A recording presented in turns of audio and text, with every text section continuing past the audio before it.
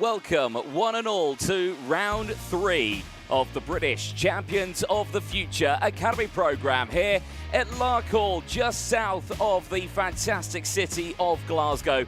The mood in the air may be a little bit sombre after last night's World Cup defeat, but don't despair because the action is about to kick off once again here at the fabled Larkhall Circuit in Scotland. Myself, Anthony Jordan, and Nicole Sutherland in the commentary box, ready to take you through the first day's racing action here for the third and penultimate round of the series. Welcome one and all to the Larkhall Circuit in the south of Scotland.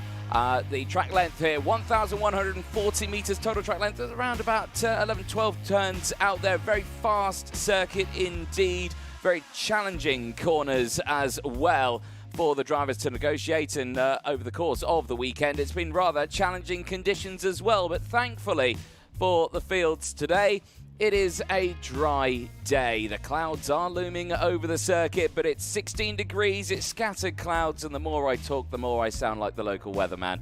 As mentioned, myself, Anthony Jordan, and Nicole Sutherland in the box. Nicole, good to be back at Larkhall. We've both been here in the past. It's been quite a while actually since we've been here, but a lot has changed over the few years. Yeah, absolutely has. So this circuit then, great track. One of my favourites actually when I used to race. I've done quite a few races round here. Very different in style compared to our previous two rounds, Silverstone and PFI. Very different track. It's a fast track. The asphalt out there is maybe a little bit more abrasive for these drivers. It's not got those long sweeping corners like what we have at Silverstone at PFI. It's a tight, technical and twisty circuit where these drivers are really going to have to focus on things. And a circuit I think that many of our drivers out there actually don't have too much experience on as well. You know, you've got new faces into all of the categories. That's going to throw something in the works. And it's also a track in one of the places in the country where weather really can throw things off very, very quickly indeed. You know, 1 minute it's sunny, it's bright, it's shining, and then the next it's torrential rain. Expect that this weekend, and expect some racing action as well. So there are our grid, our first grid to go racing so far this weekend. We'll be going in with our OKN juniors, led on that front row then by the likes of Lucian Smith and Sukhmani Kira.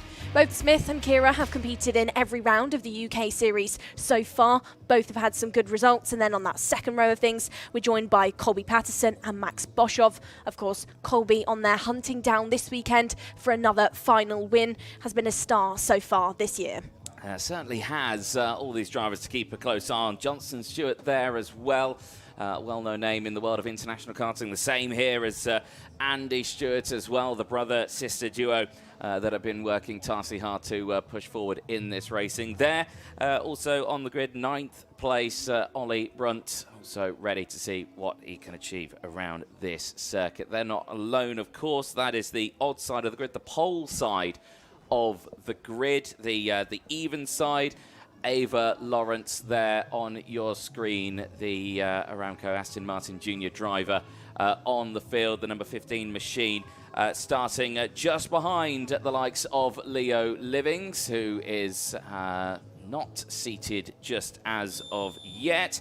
I'll have Max Boschov and Sukhmani Kira on that grid as well. Numbers unfortunately quite low this weekend, but that will not mean that the racing will be dampened at any stretch of the imagination. There you can see Sukhmani Kira primed and ready on that front row of the grid. Great qualifying for the young Alpine driver. Yeah, absolutely. Sugars has had a good year so far then. She's actually in a final, not dropped outside of the top 6 so far. Hasn't taken a final win just yet. It was a P2 at best at PFI on our previous results. And for Lucian Smith, a bit of a similar story. Has maintained those sort of top 5 positions so far this year. He's actually not dropped outside of the top 4, but again, has not had a final win just yet, like the name of Colby Patterson has so far decided to achieve. But watch how they get on this weekend. We will be shortly going into our first race of the weekend, like we mentioned. It's going to be a fast race. Of course, first corner is very quick indeed. These drivers keep it pinned to the left-hand side. They then drift out to the curb. And here we go then. Drivers then getting that 3-step process sprung into life for the OKN Junior Qualifying Heat 1. It's a proper classic circuit, this one, constructed back in 1961. Here's your grid for the OKN Juniors. Lucian Smith starting alongside Sukmani Kira, Colby Patterson and Max Boshoff on row 2, Johnson Stewart and Leo Livings on row number 3. Row number 4, it's Andy Stewart with Ava Lawrence making it an all F1 Academy Discover Your Drive initiative programme. Row number 4, and the 5th row has a lone Oliver Brunt on that P9 spot. Congratulations to Oliver Brunt. Last night, of course, announced that he was going to be joining the OKN World of Karting full-time. He will be joining the AKM team over in Europe to now fully commit to the world of OK Junior Racing. Great stuff so far from Oliver Brunt, and we'll see how he gets on this weekend. Results will be hunting down for a driver that has consistently actually improved so far this year in his biggest year of karting to date.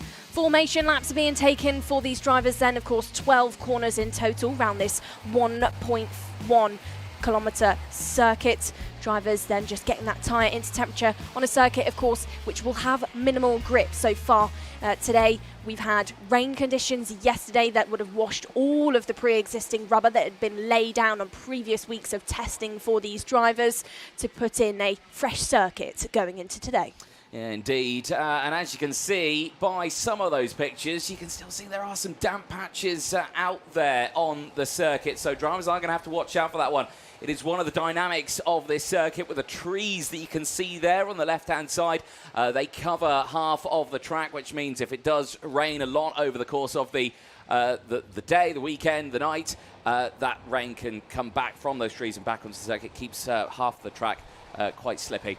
Right then, first race of the day then, ready to get going. The OKN Juniors into turn 1. This is where it gets exciting. It's a very tight T1 as they enter onto the track. It is lights out and fights on then towards turns 1, 2 and 3 for the first time. It's a strong start for the field. It's a strong start there immediately for Lucian Smith. He has held on to pole position.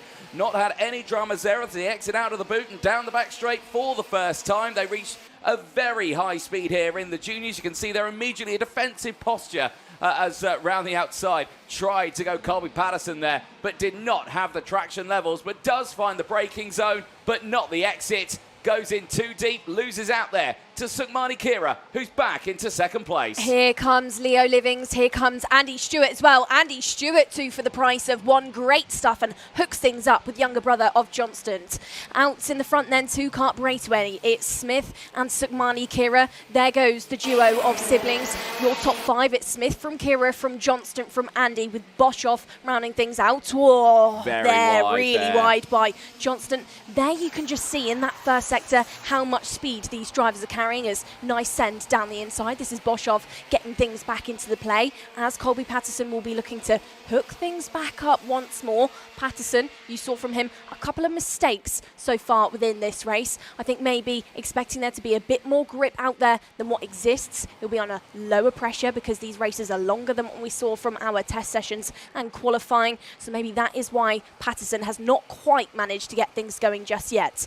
Drivers then entering into that third sector, that banked corner for these drivers, which on the camera you can't quite see the angle of things. It actually makes a bit of a challenge for these drivers. They've got to really focus on the entrance towards that corner. They don't want to slide because they will bog down, they'll miss the curb, and then they'll get things wrong again. Johnston Stewart, I think just maybe overusing some of that circuit out there, could find himself in a bit of trouble with some track limits potentially. You don't want to be doing that too often. Yeah, he's flirting with the track limits there. You certainly don't want to be doing that, especially at this early stage of the weekend. You need to get it tightened up and dialed in, but still doing a superb job there. Look to the inside, a long-awaited lunge down into the hairpin there. Patterson back on the move past Boshoff. Steps up into P5. Crucially at the front, Lucian Smith and Sukmani Kira have broken away. They've got about a 2-second gap now from the fight that you are seeing here. However, Lucian Smith is under investigation now. However, the race leader will need to be careful over the course of this one. Might be finding himself heading to the stewards. Could be indeed, but a bit of a thing to note for the likes of Kira and Smith Both drivers were competing here last week in the round of the British Championship, so both drivers are in that rhythm and in the zone already. They know the circuit, they know what's going to be going on with the grip, and they'll have that sort of natural confidence that these drivers pick up from doing lap after lap. That is maybe why they are so quick so far. Drivers then heading through this sector, which of course is one of the newer parts of the circuit. This is where that track extension was laid down in 2019, and this is a nice little move there by Colby Patterson. Exit of that banked corner, opens the door, gets through on Stewart, who is now taken as well by Boshoff. Yeah, indeed. That was a nice little move there, and you will see that over the course of the weekend. That final hairpin really does promote a lunge down the inside, especially into the dying stages, and a lot of the parts of the track do as well. This part that we were just on now, as we exit back onto the back straight, that was built back in 2019. A new rendition onto the circuit brought it over the 1,100 metres that it needed to be recognised by the FIA and to be homologated as an FIA international circuit as well. So that's put it on the calendar over the course of it. Scotland's first and the UK's second, I think, over the course of it, or third now as it goes through. But action here as they exit through, very wide there again for Lucian Smith. Sukmani Kira is not dropping off the back, and if actually looks quite comfortable and planted on this lap. It's just waiting to see if there's an opportunity to potentially go for the move. There is Johnson Stewart being followed by Patterson. There is the fight down the back straight. Is this a look to the inside for Kira? It is indeed. Sukmani Kira takes the lead away through turn 6. Beautifully done, and does not worry at all into the next hairpin.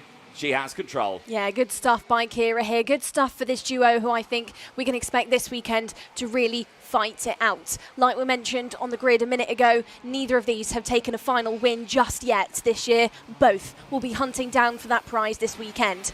Out of the final corner again, it's Kira from Smith. They are clean and dry out there in the front. We've then got the Stewart, Patterson, Boshoff battle. Into sector number 2, these drivers will go once more. This is one of the tighter points of the circuit. The drivers really have to focus on towards the entrance of that hairpin. They'll run back down the back straight where Kira took Smith just a lap ago to then enter things up. Drivers then a small lift before that really harshly angled left-hander, then over the bump, which on the camera you can't actually see how aggressive it is. It really is quite exaggerated in person. The drivers head over that bump. They've got to be really strong on the wheel to then get it round that left-hand hairpin and set up the rest of the lap. This part of the lap, which is probably the quickest point of the circuit, these drivers really have to straighten things up in a nice straight line to then complete things. Final lap of things then, it's Kira from Smith. Smith has not attempted a overtake then to take Sugars. Sugars looking really strong going into today. Yeah, indeed.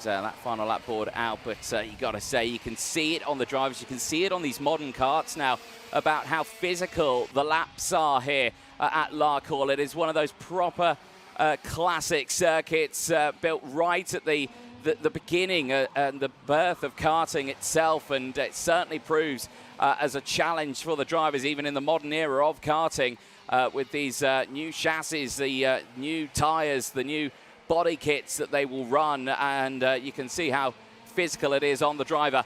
Into that final turn then, Sukmani Kira looking at a qualifying heat win to bang some good points on the board over the, well no, now it's the last lap. I'm seeing it now on my screen. So last lap board is now out for the drivers.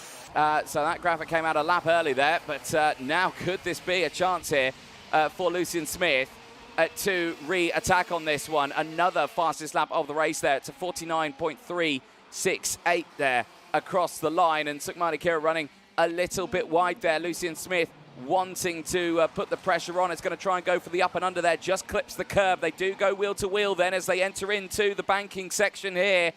Smith on the outside. Kira with the inside line does hold on that final lap into the last hairpin. No lunges this time around. A little bit defensive. Puts Kira under pressure. But the checker flag goes out. Very close indeed. Kira will take it then ahead of Smith. Johnson Stewart will take P3 ahead of Max Boshoff. Colby Patterson from Andy Stewart. Ava Lawrence from Ollie Brunt. Leo Livings will round out the 9-kart grid there. A strong race, though, for the front runners, and a good way to start their day. I can imagine very happy for Sukhmani Kira, who, as we mentioned earlier on, has not taken a final win. Neither has Lucian Smith over the course of the season. So no final wins for either of those two. Could that change today? Later on in that final, Johnson Stewart taking that 3rd place then, ahead of Max Boshoff, Colby Patterson, Andy Stewart, Ava Lawrence, Ollie Brunt, and Leo Livings. And that one did struggle, lost out in those 3 spots, but that is only the first race, with one more race later before their all-important final at the end of the day to see what points they can take going into the final round, of course, at Wilton Mill later on in the year. But that is only the juniors, still minis and seniors who are yet to make their way out onto the circuit. We certainly look forward to seeing how that one will transpire for the fields as they will make their way back. We'll be, I'm sure, hearing very briefly from Nicole Sutherland, who will be down there to have a quick chat with our drivers. But certainly the only good thing that we can see from today in terms of the weather is the weather. The sun shining here at Larkhall. A very wet and miserable few test days, but the sun now shining for us down here. But let's head over to Nicole Sutherland, who is ready down in Parc Ferme. Thank you then, Anthony. First race done and dusted, like you just called. Sugar's first win of the day. Good stuff there for you. You've, of course, been used to the circuit now. You were here last week. You've done testing around here, and this is a track you actually know quite well. How are you applying that into the early stages of today? Yeah, so last weekend we were really quick, but obviously this is a different kart and different tyres, so just focusing on what I got taught last week and hopefully we can win today. And the different tyre then, the performance round this track, how does it vary compared to what you're used to? What are you having to actually change to make sure that you're as fast as what we just saw? It's definitely a lot grippier tyre, and I think I just have to power through the corner to get the best exit possible, whereas in the juniors it's more of like a harder entry and slower off the corner. But of course, this chassis itself you are used to, so do you think that's maybe benefiting you in adjusting things, and do you think you're adjusting things quite well? Yeah, I think the Kart Republic's a good chassis, and I'm obviously used to racing that in juniors, so yeah, we'll see how today goes. Absolutely will. Thank you very much then, Sukhmani. That is Sukhmani Kira, your first qualifying heat winner of the day. More winners to be confirmed shortly. Next up, we'll head back up to Anthony Jordan. Thank you very much, Nicole Sutherland. Yes, indeed, quite the good little fight there that we saw from Sukhmani Kira and Lucian Smith, right to the bitter end there, absolutely wheel to wheel across the line. I don't think Kira was aware that Smith was right there, but still a very close end to the race, and I'm sure we will see more of those races as the day progresses, and of course later on today we'll see those all-important finals, their longest races. And, of course, they will see the first trophies handed out this weekend. We'll take a short break. Do not go anywhere. We'll be back very, very soon with Mini 60 that is coming up next.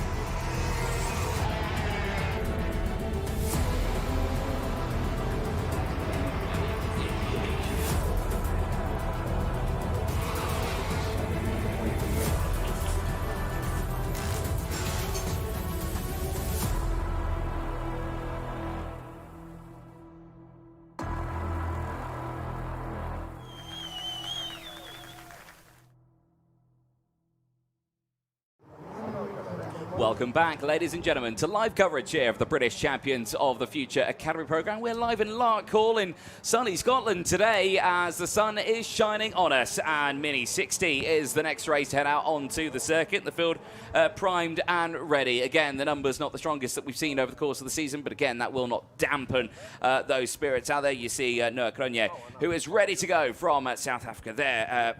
Hands waving for Freddie Walker, who's primed and ready. Jack Klein at the back of that field, and the 808 machine starting on that fourth row of the grid can see the field ahead of him, can see the work that he needs to do. Yeah, absolutely can then. Good grid to head us into our first mini heat of the day. There's Chloe McGill. Chloe McGill this weekend will be trying to be a bit of a home hero. This is one of her home circuits. She comes from not too far from here, has done many a lap round Scotland, round Larkhall. Good little driver indeed. She will be starting, however, on that back row behind the likes of Joss Hushka, who's had a great run of results so far this year throughout qualifying heats, but in those finals, maybe looking to spring things into life this weekend a little bit more.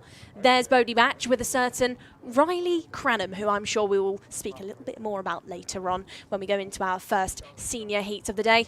Bodie then will be starting on that second row of things behind Chester Fawkes. They're both Chester and Bodie, of course, are Genti-backed drivers that know each other incredibly well throughout their mini careers so far, and now will be nose to tail going to the first couple of corners. Chester Fawkes, of course, rounded out his weekend at PFI with a huge win, took his first UK Series win of the year on that final moment, and will now be trying to do that once more. There's Benjamin Schlevar then. Benjamin just getting ready with mechanic of Lewis Malin. Big congratulations to a certain Lewis Malin, who's just had his first child born not too long ago, so congratulations to Lewis and Leslie. There you go. Fantastic news. And the karting family grows ever larger over the course of the year, and fantastic news indeed. Right then, sun still shining, but still waiting to see how this one will transpire for the field in this one. Qualifying very, very close indeed. It was a busy old session for the Mini 60s. Yeah, they do like to do that to us. I think they like to give race director of Dan Hashton a few heart palpitations here and there. They get quite busy. Sometimes you see some rolling over for the drivers in the minis. They like to wait for each other to then hook things up and try and get a lap in with the toe. Of course, Mini 60 drivers, two karts are better than one typically when it comes to pace. They like to be directly behind someone, so that's what you see in those qualifying sessions. But now we go into racing, now we go into their first qualifying heat of the weekend. Lights just flashing there on the pre-grid that this weekend is under the guidance of a certain Diego Capete. Yes, indeed. They're on the pre-grid, ready to go. You can see the yellow light flashing, indicating we've got 30 or so seconds before that light starts flashing green and we get to go racing. Always a fun time for us, especially for the drivers as well. They've got a long day, of course, here. They've got getting the karts ready, getting themselves squared away. There is obviously, after the first three heats, there is a break, and then it goes to the next races as they get themselves sorted out and ready to go. Here is that first qualifying heat then for the British Champions of the Future Academy programme. Here, round 3 in Larkhall. It's Mini 60. It's race 1. Here is your full grid. Chester Fawkes on pole position. He did have his fastest lap deleted, but no worry for him. His second fastest was also the outright fastest as well.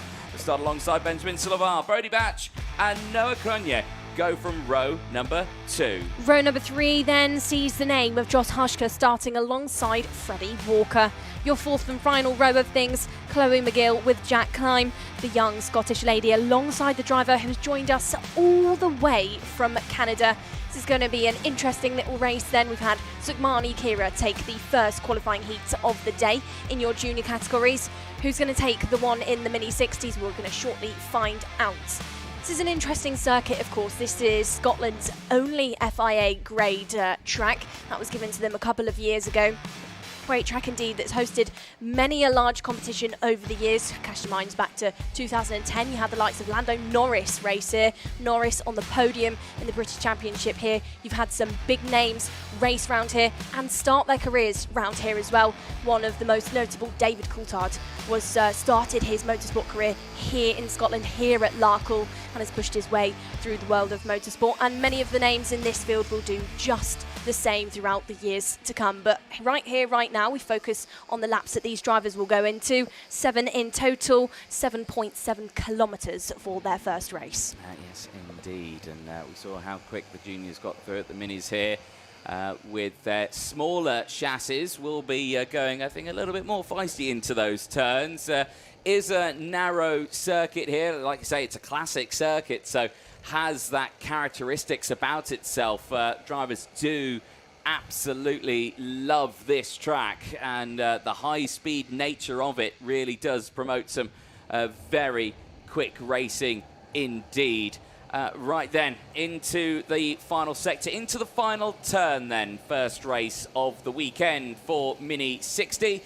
As they will enter into the tram lines, will it be lights out and fights on? The answer is yes, towards turn 1. Strong start again for the inside line, but keep an eye on Benjamin Silvar trying to carry the speed around the outside. He gets swamped onto that large exit curve there, but rejoins just that little further behind. That has benefits the inside line. Bodie Batch is there into second place and already trying to latch on to the back of Chester Fawkes, who was setting some very quick pace times earlier on. Well, it's not gone well so far for Benjamin Schlivar. It's just unravelled in the first half a lap. It's gone from that front row all the way to the back and now looks to be overtaken. Is that, Benjamin Schlivar, it's definitely not gone right. He's dropped all the way to P last, and somebody out there is stuck in that second sector. Yeah, that's the 954 of Freddie Walker, who is now parked with some damage out there, I believe. Walker will not go any further.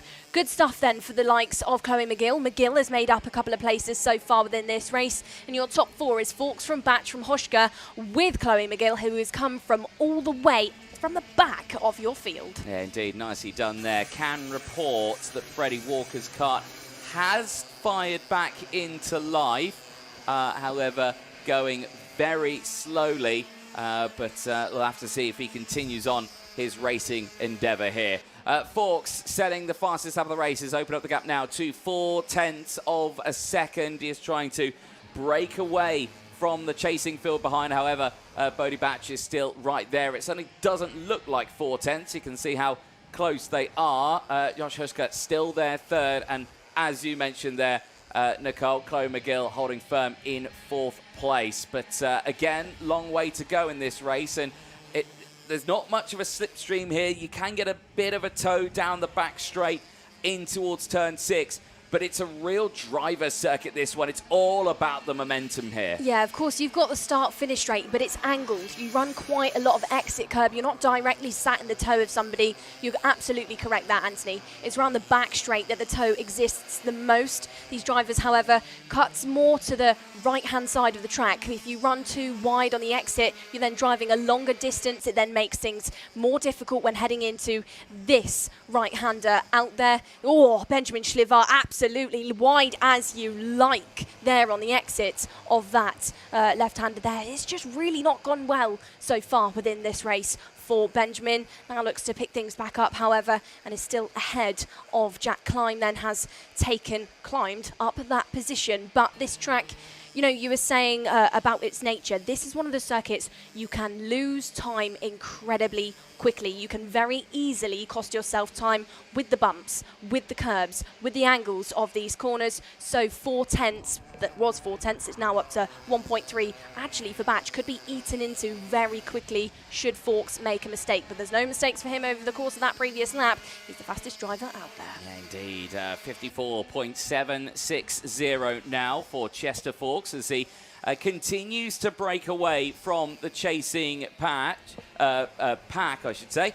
Batch and Hushka still relatively close between those two. No attacking distances yet between the two of them, but they are staying quite firmly in place. Crenier still holding on to P5 from Savar. Klein from Walker, who I can report did continue circulating in this race. Yeah, of course, it was only the opening lap, so that does permit Freddie Walker to get things going once more. Gap now between Forks and Batch is extended ever more. It's now 1.9, and I think Batch is thinking more so about a certain Hushka right behind him, who this morning I was doing a track walk by myself, Anthony, to wake myself up. Where was my invite? Oh, sorry. Sometimes you need a bit of a break for you. We spend a lot of time together. Too much time. To which I was going around the second sector. Josh Hushka was in his motorhome, opened the window and said, "You've missed the line. That's not that's not the corner." Thank you, Joss. Well, there we go. When was the last time you raced here, Nicole? I actually did some laps around here this time last year. Yeah. The last time I raced here would have been 2023. 2023? 2023. Okay. So a few years ago now. Believe it or not. Was I commentating on that race? You were. That was the weekend you were dressed as a Chile and you got hit in the face by a football. Thanks, Nicole. And believe it or not, I was actually very fast around this track. Were you? Yeah, one of my favourites. I disagree. Oh, okay. After that football comment, I'll disagree. It's coming home, mate. We'll see. Right then. This now on the final lap of this. Well, I don't think we are actually. I think we're just one lap ahead of that one for the moment. We'll have to wait and see the last lap board come out from the start marshalling position. But it has closed up a little bit here. There you can still see Chloe McGill slowly being reeled in here by Noah Cronier, who is immediately looking like he wants to attack under braking there. Looked very strong into the hairpin. Might be trying to get something on here into the banking section. Looks to the inside. No drama there whatsoever. Looked very, very confident under braking on these last few laps. They're going on to the last lap now. That board is now out to the field as they make their way into this final sector. Oh, Chloe McGill's not going to fight this one or give this one up too easily. She's going to look to the inside there through turns 1 and 2. Incredibly close as once again they continue to fight onto the back straight, and McGill is back through. So Chloe McGill back up into P4 here. Not fighting for the top 3 moments. Here is Cronier on the outside. He's going to try and go for the up and under here. It's not just quite worked out. A little bit of contact between the two of them. It's allowing Benjamin Slavar to close in on the inside line. McGill goes wide on the exit. Cronier to the inside. Gets that position back. Here's Slavar down the inside. McGill will have to try and fight this one back, but with only a couple of corners to go. Chester Forks, in the meanwhile, has crossed the line. He is going to see the checkered flag ahead of Batch. Hushka still there from this fight on your screen. Noah Cronier takes P4 ahead of Benjamin Slavar. Chloe McGill, Jack Klein will finish P7, and Freddie Walker, after that disaster at the start, that engine just grinding to a halt, still in this race. He rounds the last 2 corners now, but great credit to him to keep that machine going. There he exits out of the final turn. He will round out the top 8 in the field over the line. Very close at the end there for 4th place between Noah Cronier, Benjamin Slavar and Chloe McGill. McGill, of course, just losing out on those 2 places on that last lap, but can definitely have her head held high. Chester Forks, a little bit of a victim of his own success here. We didn't see much of him out there, but taking the win ahead of Bodie Batch by 3.1 seconds. No investigation flags, no warning flags, no penalty flags going out in that race. So a nice, calm, controlled race for the field. But of course, all the results are provisional until we see those full official results released out onto the website. And you can catch those results as well if you're watching at home and you're wanting to know what those official results are. You can head to the Champions of the Future Academy Program web page. You can find the British Series, click on the results page, and you can find the Larkhall tab. Click on that, you can see all of the official PDF results after the racing. Of course, they will get updated as the day goes on. Right then, let's head down to Parc Fermé and over to Nicole Sutherland. Well then, Anthony, Parc Ferme, a very sunny Parc Ferme now indeed, very different from what we had yesterday during testing. We're here with a certain Chester Fawkes. Chester, really good start there for you, good stuff, quick as well. This track for you, thoughts, experience, tell us more? Yeah, it's good. I like the track. It's a little bit bumpy, but yeah, I think it's good. And Anthony and I in the commentary box were talking about drivers making mistakes with the bumps, with the nature of the track. For you as a driver, do you think that actually it's quite easy to maybe drop a mistake and leave yourself a bit vulnerable? Is it one of those circuits, would you say? Yeah, it's quite easy to make a mistake. It's just if you go too quick in, you'll slide, and you can't really slide because you bog on the exit, really. And of course, Pier 5 for you, that last day was really special. You took that win, you took the win in front of Grandpa as well. Coming into this weekend, confidence boost, would you say? Yeah, very confident. You know, a win always helps, and yeah, so. Well, like we said, first qualifying heat win of the day. Chester, great job out there. That was Chester Fawkes, your second qualifying heat winner of the day. Third to shortly be found. It will be in your seniors. Thank you very much, Nicole Sutherland in Parc Ferme there. And as you were mentioning, a very sunny Parc Ferme there. The clouds are looming off in the distance, but I don't think we have any worry about that today. After quite a very, well, as mentioned, torrid start to the week, unfortunately, for the testing. The track lost all of its rubber, but the sun now shining and the drivers putting the rubber down on the track should see an increase of speed and power, I can imagine. Right, anyway, we're going to take a short break once again as we get our thoughts ready for the final race of the morning phase before we go into a short break, and then we're into the second phase. It is the seniors who will be coming up next. Before that, though, we'll see you in a few.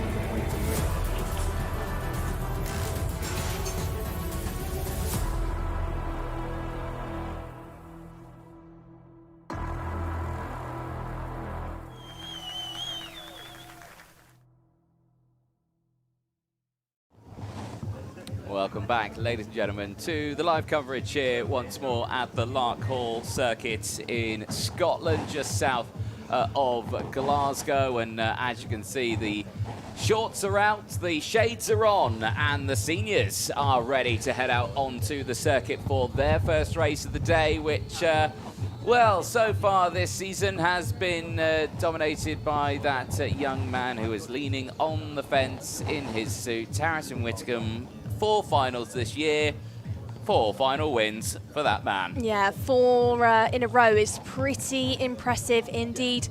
Whitcomb has been the name to be, but this weekend, new names join us. Names, of course, not known in the UK series, but definitely names known in the world of British karting. We've got the likes of Mayan Patel in there, who just flashed on your screen. We've also got Reed in there as well. So many names could be the one to put it up against Whitcomb and maybe break that winning streak. We've also got the likes of LeCont there on your screen. Lath, like Mayan Patel, like Lewis Reed, has done plenty of racing round here and could be one of the ones to stop Whitcomb. But indeed, this is going to be an interesting weekend. A returning Lizzie Mentier is in the field once more. Mentier then has had some good results so far this year, but she's also had some moments where it's maybe fallen apart. This is a new opportunity for Mentier then. Silverstone, she had 2 P2s. PFI, however, it was a DNF and a P4. So let's see how the Discover Your Drive backed driver gets on. There he is though, Harrison Whitcomb, the star of the show with mechanic Liam Smith, who was saying star of the show is Harrison, not Liam. No. but nice to see that Liam's actually had a shave now as well. Yeah, the dynamic duo at the front once more. Indeed, a lot of work for them over the course of the weekend. There you can see Emma Rose Dowling is getting her gloves on, ready to go out onto the circuit. But there, Riley Cranham. Look how tall he is now. It's unbelievable. That Louis Diamond there is grown man. And Riley Cranham is also now a grown man. Well, he's a grown man, yeah, indeed. And he's quite tall. He's a lot taller than both you and I. Yeah, you know, this time last year we were out in Wackersdorf and Riley would have been there with us. Definitely not that tall in Wackersdorf. Definitely wasn't that tall. Absolutely no. not. It's frightening how tall some of the drivers have got now. Yeah. Like, you remember seeing them as like maybe a bambino a few years ago, and now they're a senior and they've got a beard and a deep voice, and it's just like, what happened? I'm not in the stage just yet where I've been in the job long enough to think, wow, I feel old, but I know it's coming. I know in a couple of years I'm going to think, you were in cadets and now you're in senior. How does that work? No, I'm pretty sure that's already begun. People think that about me. I actually was bumped into an old mechanic a couple of months ago, and he said, "What? You're still a Honda cadet? What? You're a grown person." Yeah, what's happened? Yeah, no, it is quite something, isn't it? No, it is the way the world works. There, though, is a driver who's looking to see if he can try and push forward. Mayan Patel, they're ready to go on the grid. The 254 machine starting this one P8. Yes, indeed, at the back of the field, but still a strong place to start. Yeah, new challenge for Mayan then. He's in the grid. He's, of course, used to the Kart Republic machinery, but is absolutely unknown in the world of OKN racing. Has done nothing so far. Not like Emma Rose Dowling, who's now done a couple of years to this. She definitely knows the machinery, knows the tyre as well. So you've got quite a big mix of experience out there.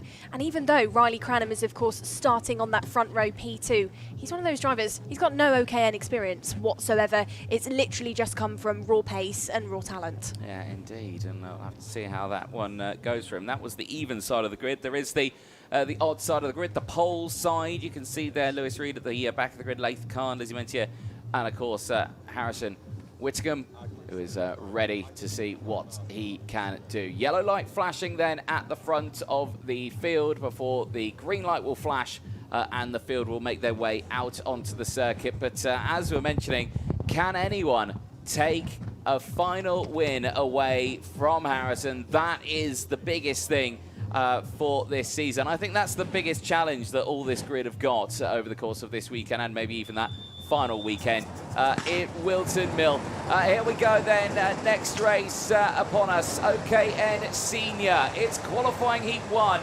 Here is your full starting lineup. Harrison Whitcomb starts it on pole position. He will be joined by Riley Cranham after a very close qualifying. Sees them starting this race only about 0.08 of a second between the two of them after that session. Lizzie Mentier and Emma Dowling will lock out the front 2 rows of the field. Row number 3, then we've got brand new drivers from that 3rd row backwards. It's LeCont alongside Elliot Surtees. Your fourth and final row, Lewis Reed joins Mayan Patel. So 4 unknowns so far, but 4 drivers to maybe show us some new talent in the field and maybe 4 new opportunities to take down the likes of Harrison Whitcomb and to break that winning streak. We'll have to find out how that one fares later on this afternoon. But for now, first qualifying heat of the day and of the weekend for our seniors. Indeed, and of course for these drivers, they will be heading into this round.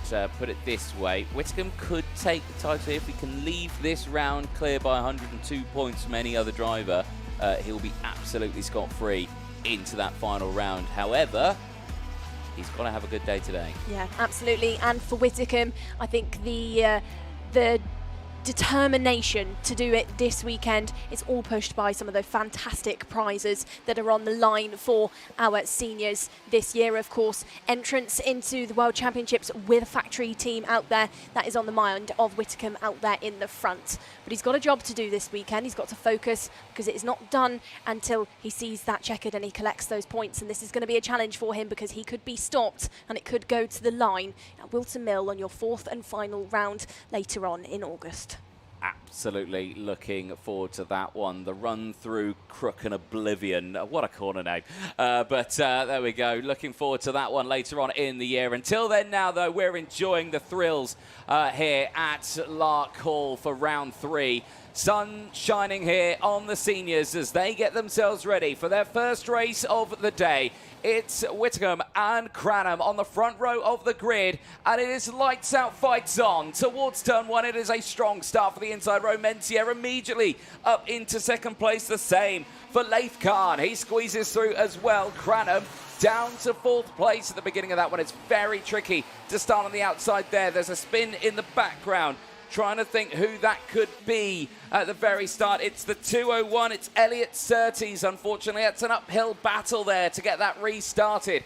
Down the inside, Mayan Patel. We said he was going to make the moves. He certainly has done so. He's gained 3 already. He's on the charge. Runs a little wide out of the hairpin, but still pushing forward. Cast your minds back to PFI in that last final where Lizzie Mentier was a challenger for Harrison Whitcomb. Now within this first qualifying heat, looks to potentially challenge again. Into turn 12 these drivers will go. Fast hairpin for these drivers to set themselves up for the next lap. Loads of momentum gained and used, running all of that exit curb here to set themselves up for that second sector where Riley Cranham looks to try and take a chunk from Laith Khan.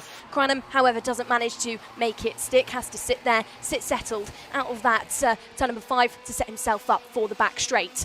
Toe will be deployed for these drivers as Patel just runs slightly wide and maybe makes himself vulnerable when going into the right-hand all over the road there. Cranham absolutely on the limit as we'll watch a replay.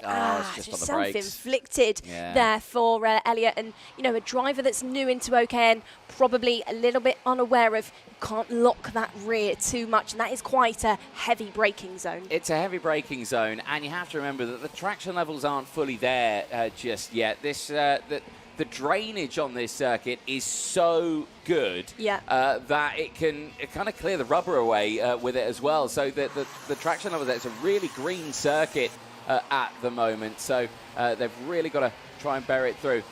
This is a very frustrating situation, I think, for Riley Cranham right now. You know his pace is there. He did it in qualifying. He just can't find the gap through right now. Laith Khan's doing a brilliant job of holding position. He's got some great pace as well. Now Cranham's found the gap, but again, he's run deep into the corner. It's so easy to do that there. It's such an inviting braking zone.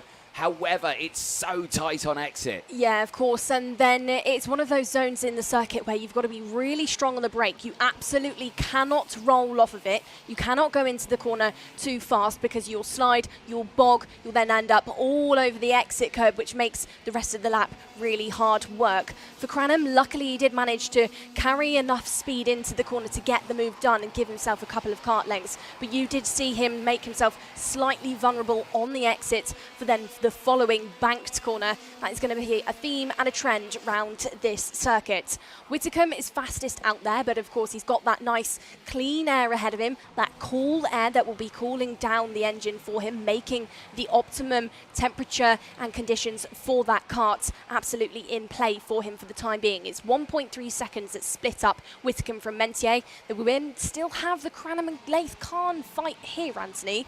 I actually wouldn't say Cranham is out of the woods yet. 100% not, and you can see how he is managing to stick with that slipstream.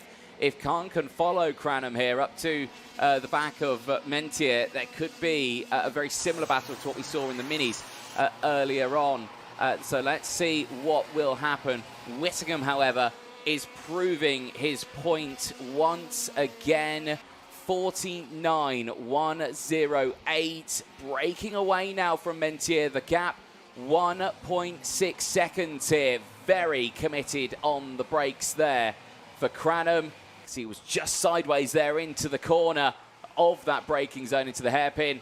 But finds the traction levels he needs at this point and is now starting to open that gap up. For Cranham, however, he's a strong driver. You saw the height of Riley. He has really grown recently. That's going to benefit him as we go across the course of this weekend. This is a tiring track. You actually don't get a break round here. Even down the back straight, you've still got to turn, you've still got to set yourself up and carry the speed round the right-hand side of the back straight. So for these drivers, strength is going to benefit them. Riley, of course, doesn't want to be too strong because he doesn't want to cook the tyre. He doesn't want to use that front of the rubber too much. But watch as this weekend progresses. You're probably going to see him be just as fast later on in the races as he is at the start. Whitcomb still clear. It's now 2 seconds that splits up him and Mentier. From Cranham, Larkhall still doing a good job there to sit P4 with Emma Rose Dowling, Lewis Reed and Mayan Patel rounding out your field, because Elliot Surtees, of course, did not, unfortunately, manage to get the kart going again. No, that is a shame. So just the one retirement so far in this race. We are lap 7 at this moment of 12. Coming to a near conclusion very soon. Gap between these two still holding 1.3 seconds. Whittingham's lead extending now to 2.2 seconds as it stands. Emma Dowling still there in P5, has got Lewis Reed for close company. They're still actually relatively close out there on the lap as well as they continue in this fight. And both of them, of course, wanting to push forward in this race, but a lot of pressure still on their shoulders. Yeah, so this grid then, of course, your oldest, your most experienced field out there. Every driver, actually, all of your 8 has got plenty of experience under them. The likes of Larkhall, he's had his career going back all the way to the early days of Mini. He's done every category up until this point. Same case for Whitcomb, for Mentier, for Riley Cranham as well. Still Whitcomb continuing to light things up, still continues to go fastest. It's a 49.043. Now that is the time to beat. Pace-wise, compared to qualifying, is actually not too far away, despite that tyre now being used. I'm just going to double check things. He's actually faster now than what he put in qualifying, so he's still showing the track is evolving, yeah. It's developing, more grip is being laid down. Yeah, indeed, and that could be a very similar trend out into the second races later on today as well. We could see those times come down even more so on this one. There is Lizzie Mentier, a driver who has been very successful this season. Very strong performances at Silverstone, as you were mentioning, 2 podiums there. Missed out on those 2 finals, though, at PFI, but still has good points nonetheless in the title fight, and certainly could still be a contender this weekend. However, again, I don't want to, we've said his name a lot, I don't want to rule out Cranham in this one. Yes, he's had that outside line starting point. You have to imagine if he had the inside line going into turn 1, would it have been a very different story? Yeah, I would say it was. Of course, you saw him lose 2 positions at that start, and then it took him quite a while to get past Larkhall. Of course, this is a really tight circuit for our drivers. It will take a lap or 2 sometimes to suss things out. You saw it cost him time. You saw him then fall away from Mentier and from Whitcomb, but now he is chasing down on Mentier consistently. He's been about 0.2 seconds faster, and now what will come come into play for Cranham is that he's quite crucially in the toe down the back straight. He's caught enough to Lizzie Mentier now that she will break that air up for him. He will now be able to benefit from being in that slipstream. So over the bump these drivers will go. You can now see they're within distance of each other. She is absolutely on the horizon. He then gets that left-hander really correct there. You visibly saw Cranham carry the speed. Here he comes then, pace between them. He's looking really strong over the course of the two previous sectors. He is around about a couple of hundredths of a second faster than Mentier. Gap now has gone down once more because he is a tenth quicker. Indeed. Well, at that point, we'll have to wait and see as they go on to lap 11 here of 12. The last lap board will be out to them this time around, so please do ignore that graphic just for the time being. We are not there just yet on that final lap. Sun, though, still shining on the field here as everyone still pushes through, committed as you would like. And that is a driver who knows that time is running out. LeCont still holding on to fourth place. Emma Dowling, Lewis Reed and Mayan Patel still holding on to position there, having a relatively calm race between themselves. And Patel, who gained those positions earlier on, now holding firm in P7. Now we're on to the last lap of this race. Whittingham leads 3.2 seconds. This fight, though, looking to get to the very end. Absolutely is. You can see the language of the kart then. Cranham is not dancing around, hopping around on the rubber. It's the nature of the track. It's a really bumpy circuit. Time is ticking, though. Clock is being reduced. But for Harrison Whittingham, it's not putting him off. In fact, he wants to race to the line as fast as he possibly can because, again, another heat win, another win in the Champions of the Future Academy programme is on the cards for Whittingham. Final couple of corners left to go. Whittingham once more showing that it's not a fluke. He is here to be that number one. He certainly is. Around that final turn, then, he will take some more intermediate classification points over the course of this season. Whittingham takes the win ahead of Mentier. Cranham will take third from Khan. Dowling from Reed. Patel rounds the final turn now. Strong result still to take that P7 with the one retirement. Elliot Surtees, unfortunately, not making it to the end of that race. Well, that brings a conclusion to the first half of the day. There is Whittingham, Mentier, Cranham, Khan, Dowling, Reed and Patel, and of course Surtees rounding out the top 8 at the end of that race. Very close at the end there between Mentier and Cranham. Again, could it have been a slightly different story going into that one if Cranham had that inside line? We'll have to wait and see, because of course the next race later on we'll see the same grid positions. However, the finishing result for that one determines the grid for the final. Cranham ends up on that inside line for that final. I can imagine it'll be a very different story. And the field makes their way in onto the weighbridge. Obviously, all get checked over. Cannot be any gram underneath that minimum weight. It'd be an instant disqualification from the race, but a very strong performance. It looks like it's all good there for Harrison as Mentier makes her way through. Cranham there just in the background, and everyone just waiting to see how that one will go. Strong start to the day then for this man here. Harrison Whittingham comes away with another good result here at Larkhall. A strong qualifying leads into strong qualifying heats. So he'll go into that second one later on as the intermediate classification points leader. Primes themselves ready for not only that, but the first final today later on, and then of course a brand new day tomorrow. New qualifying heats and brand new finals. Right then, we're all ready to go. Let's head down to Parc Ferme and over to Nicole Sutherland.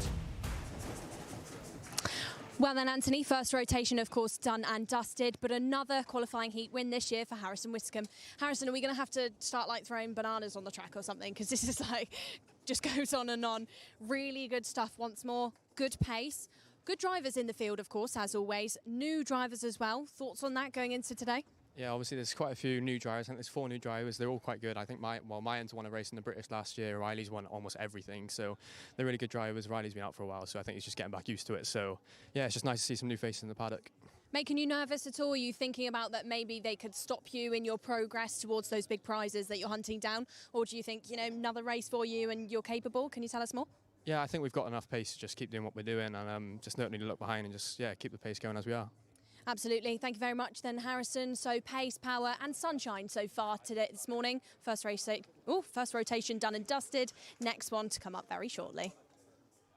Thank you very much, Nicole Sutherland. Yes, indeed. We've got about a 45-minute wait until we see that next race out on track. Of course, that there is to give the mechanics time to turn the karts around, to get them ready for their next race. Anything they want to change, of course, over the day, they can do so. So we will take that short break. Do not go anywhere.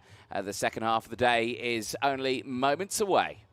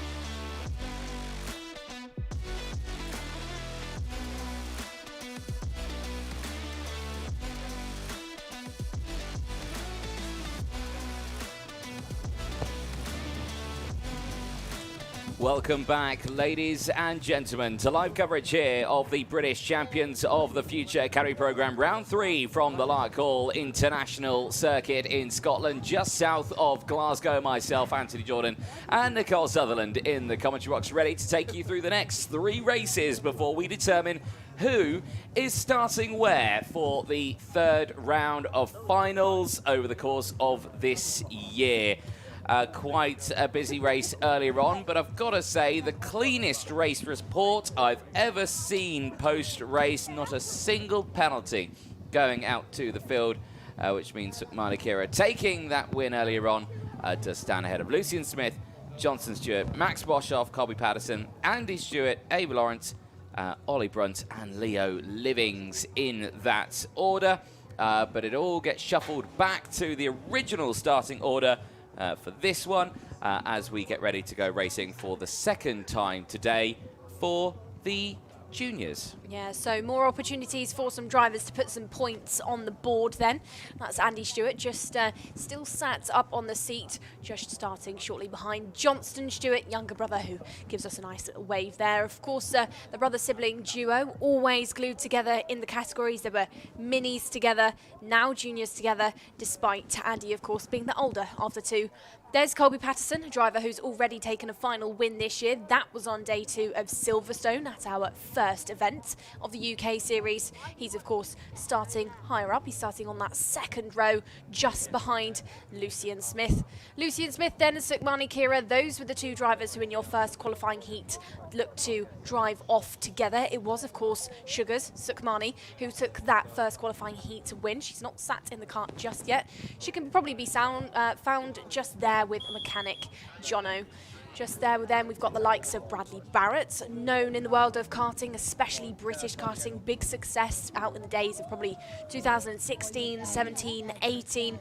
He is now one of those people in the paddock that gives all that knowledge to the younger group, like what you can see Riley Cranham doing for Bodie Batch. Of course, Cranham is driver coach of Bodie Patch alongside this weekend, racing himself as well. Yes, indeed, as they get themselves primed and ready to go, and everyone ready there. Max Boshoff seated. He's fully focused, ready on the job in hand as he starts to the outside of row number 2 for that next race. But everyone else primed and ready there. Leo Livings, the pilot of the number 23 machine, just ready to get his race equipment on and out for this one.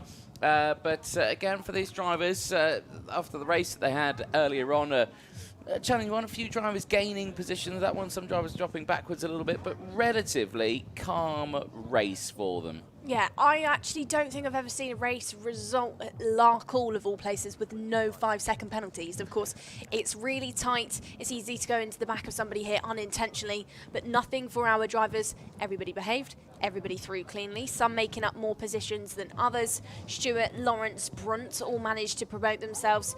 That was Johnston as well. 2 places gained for him to stay inside of the top 3. It was only really Leo Livings that lost out within that race. There, of course, is Ava Lawrence, who again this year is backed by the F1 Academy Discover Your Drive initiative. She's actually a driver here, Anthony, that has competed in almost every single edition of the Champions of the Future Academy programme. Indeed, and our cameraman there, I think, forgetting his microphone is on, and yes, it's my favourite helmet design as well. Right, anyway, as they get themselves ready, there is Ollie Brunt, primed and ready to go as well, and as we were mentioning, just starting behind Andy Stewart there, and in that previous race did get promoted up 1 spot to 6th place. So again, strong results there for the field, but you know, all these drivers again just showcasing what they could achieve. The British Champions of the Future Academy programme, it is a new concept in the UK. We've not seen it before, I think, in the years you've had your standard championships, all of this. You don't really see the arrive and drive championship phase in terms of this level in the UK. I know there was a few renditions that were tried to be born in the past in years, but this one here showcasing it, it can be done. It is on a platform that is not overly known in the UK, of course. The OKN platform is not an engine that is predominantly used in the UK, but I feel this championship hoping to phase it into the UK scene. It's a very popular engine out in Europe. Of course, it was a new engine promoted by the FIA, and of course the OKN engine certainly has proven itself over the many years. Right then, here's the grid then. It's rinse and repeat from race 1 earlier on. Lucian Smith starting alongside Sukmani Kira, Colby Patterson and Max Boshoff on row 2. Johnson Stewart and Leo Livings round out the first 3 rows. After that then, row number 4, it's Andy Stewart and Ava Lawrence. And rounding out your field is Ollie Brunt there on that 9th spot. So these drivers then heading into their second qualifying heat of the day. They'll have 3 races in total. It will be their finals next. So this is the opportunity for them to grab some points and set themselves up for that grid in the final. Of course, for these drivers, the benefits of having a slightly smaller grid this weekend is they can quite easily get some more points on the board. They've not got to climb too far up if they do get a bad race result. So there's some big positivity for these drivers, knowing that maybe if you're the likes of Leo Livings, where it unravelled in your first qualifying heat, is not the end of the world when looking for that qualifying position for later on's final. Formation lap then being unfolded for these drivers in track conditions that are continuously developing. Still a couple of spots of water out there on the points of the track where it's not drained off. But this is the stage in the day where it will start to get more and more rubbered in. Of course, yesterday, torrential conditions, at some point it would have washed away any pre-existing rubber. They would have had to start fresh today. And now, as the sun shines, more grip will start to be laid down. Indeed, of course, these drivers, it's a 1 full set for the day. They'll get that second set tomorrow, but as they prime themselves ready now, it is all focused on this last race to determine who will start where. At the moment, it is Sukmani Kira who does lead those points. 50 points that she managed to accumulate in that first race ahead of Lucian Smith. But Smith back on that inside line could do something about it. Into the tram lines, it is lights out and fights on. It's a strong start for the field. And once again, Lucian Smith holds on to the lead of that one. Colby Patterson immediately able to get into second place. Kira again has slotted down into P3. This is a carbon copy of what we saw from race 1 a moment ago. Today, will we see rinse and repeat? Will we see a different story? Into turn 6 for the first time. Top 3 breakaway. Patterson to the inside. Kira with the up and under. Gets through. Beautifully timed. Beautifully delivered. Sukmani Kira back up into second place. Johnson Stewart just behind, though. He's under pressure himself from Max Boshoff. Boshoff trying to also do the same. Gets the up and under as they exit out. A little bit of contact between the two of them, but Boshoff gets up into 4th place as the field now rounds the final turn. It's the 2 Stewarts who are line astern here as they go wheel to wheel through turn 1. Well, it's a statement so far today for Lucian Smith within the early stages of races. But Sukmani Kira, cast your minds back to your first qualifying heats earlier on. She took it in the last couple of stages. Let's look to see if Smith and Kira look to push away from Colby Patterson. Patterson will be a problem potentially if they cost each other some time because, of course, he has taken a final win. He's a quick driver and he would have been here last week throughout that testing as well. So they know that he's got the pace and the track experience. It's Smith from Kira from Patterson, Boshoff Stewart and Andy Stewart. And the drivers then that are in your second pack as these drivers go for it once more. It's Ava Lawrence looking to potentially be overtaken by Leo Livings there, who tucks actually back in and maybe gives some space to Oliver Brunt. Ollie Brunt there rounding out your field. Oh, Lawrence there, wide as you like on the exits of turn number 12. Indeed, there was a lot of water there yesterday as well, which caused drama for Brunt in the practice sessions. But today, dry track means they can push those limits, but they don't want to push them too hard out of that final turn. Smith, the fastest driver out there, setting in the times. 50.145 has opened up the gap to 0.2 of a second. However, Sukmani Kira is still there. Big move down the inside. We were just saying his name. Ollie Brunt with an overtake down in towards the hairpin. Gets through past Leo Livings. That is up into 8th place now. Livings going to try and fight it back. Goes wheel to wheel on the exit. Nice chop and change between these two as they continue their fight on in 8th and 9th place. Yeah, maybe a bit of an over-defence there from Ollie Brunt has cost himself that position back. But what I'm liking to see about this from Ollie is the fact that he's progressing throughout this championship. Here we go then, battle is on for this race lead. Sukmani Kira looked to maybe get something on the exit. Turn number 5, now she'll look to set it up down in towards the right-hander, does just that from the run gained down that back straight. We've now got Kira out the front. Colby Patterson has been called and invited back into this fight. He rounds out this trio at the front. Banked corner is defended by Smith, but down the inside, good stuff by Patterson. Patterson now into P2. And that does promote Sukmani Kira to the lead of the points as well. She's looking at a one-place gain. Smith late on the brakes there into the final turn. And Patterson just manages to hold on to it there on the exit, despite running wide out of that final turn. Still has that second place, but does find a gap into the braking zone, into the boot section. Smith back up to P2. However, Sukmani Kira now 1.1 seconds further up the road. That was brave and confident by Smith there on the brakes to get that position back. Colby Patterson maybe looks to be a bit frustrated out there, wants this position, wants to get back to the tail of Sukmani Kira.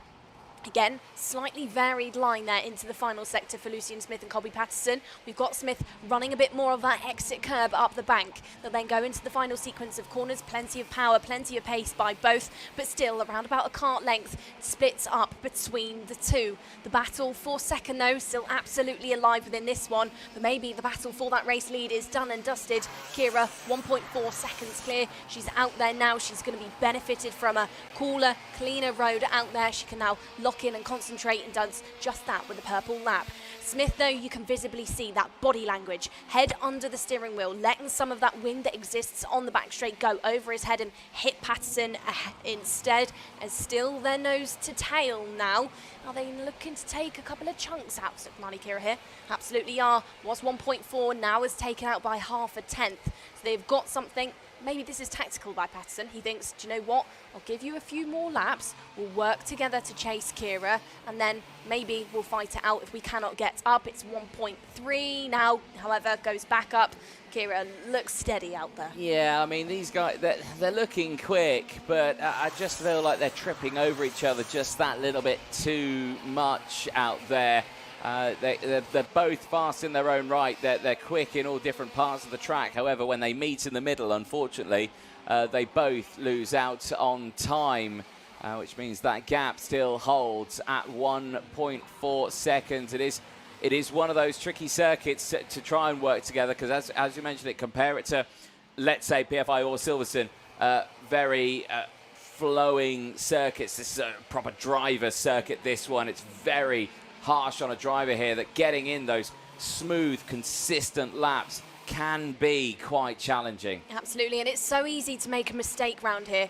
Run wide, hit a bump wrong, maybe slide on the brakes, especially in towards that second sector where you jump over, quite literally hop in the circuit and then go into a really sharp left-hander.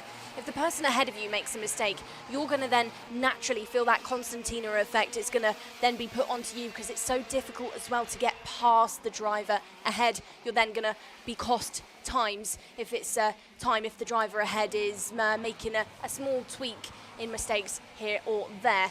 Patterson again has not managed to found his way through. You're just seeing things. It's really difficult to overtake in certain points of this circuit. Smith from Patterson, still 1.4 that split up them, and your qualifying heat 1 winner of the day, Sukmani Kira. I don't think they've got it in them this race, and I think they're maybe going to gift that pole position to Kira later on.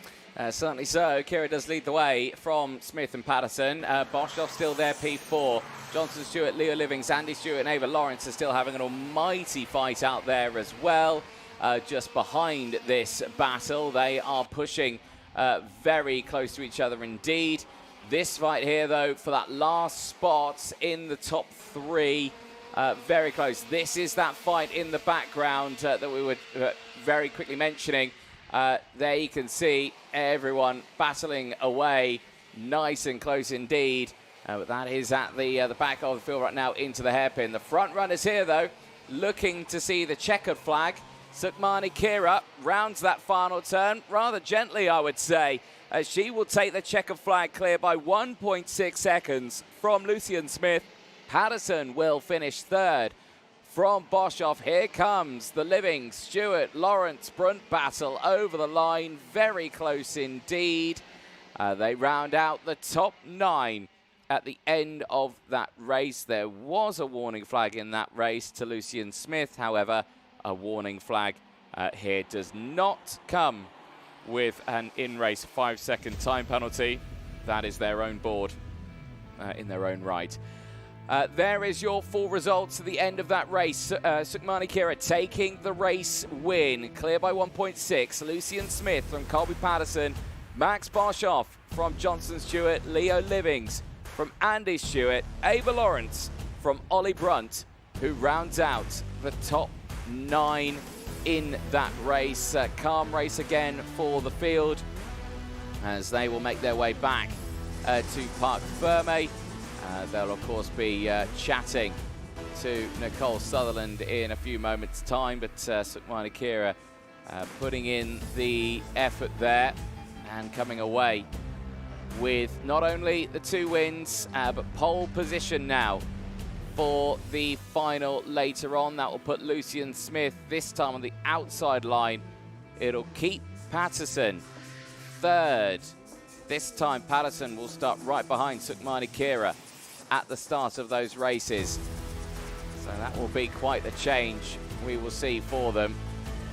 Pressure most certainly on here for the field, as they've got one more race today to see who will take those points. Could we see a brand new final winner in the form of Sukhmani Kira at the end of the day? Well, you have to stay tuned for that one, because those finals coming up later on today.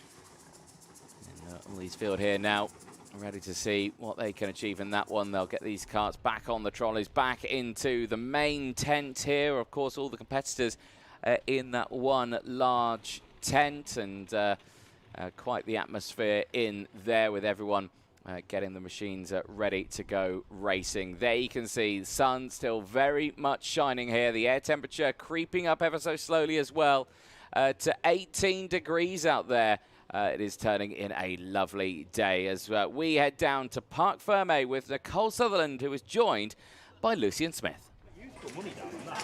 Well then, we wanted to grab Lucian Smith for a quick chat. Lucian, good stuff from you so far today, but Kira has taken, of course, 2 qualifying heat wins. For you to maybe try and look at Sukhmani a little bit more in the final, how are you going to deploy some more pace or maybe a tactic out there? Yeah, I think the pace is okay. Just leading at the start, it's quite hard to lead till the end. We just got unlucky. The race is quite short, and the style of the track is people can get away. So when me and Colby had a small battle, then it just let her go away. So I think in the final will be really close and it'll just be a good fight.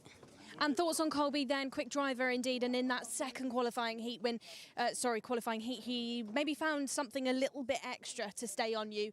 Do you know what for Colby that could have been, or? No, I think he's just getting used to the track, because we were here last weekend for the British, but so is he. So I think he's just getting used to the kart more. Well, Lucian, thank you very much for your insights. That's Lucian Smith. 2 P2s then for Lucian so far. Another qualifying heat yet to come. We'll go back to Mini 60. Thank you very much, Nicole, down there in Parc Ferme. Mini 60 will be the next category to head out onto the circuit for their second race, which, of course, earlier on saw some not too dramatic runs, but still a very strong result nonetheless for Chester Forks, who managed to do a Leicester flag clear by 3.1 seconds ahead of Bodie Batch and Josh Huska, but Batch leading the under-10s as well. We will take a short break. Do not go anywhere. That Mini 60 qualifying Heat 2 is moments away.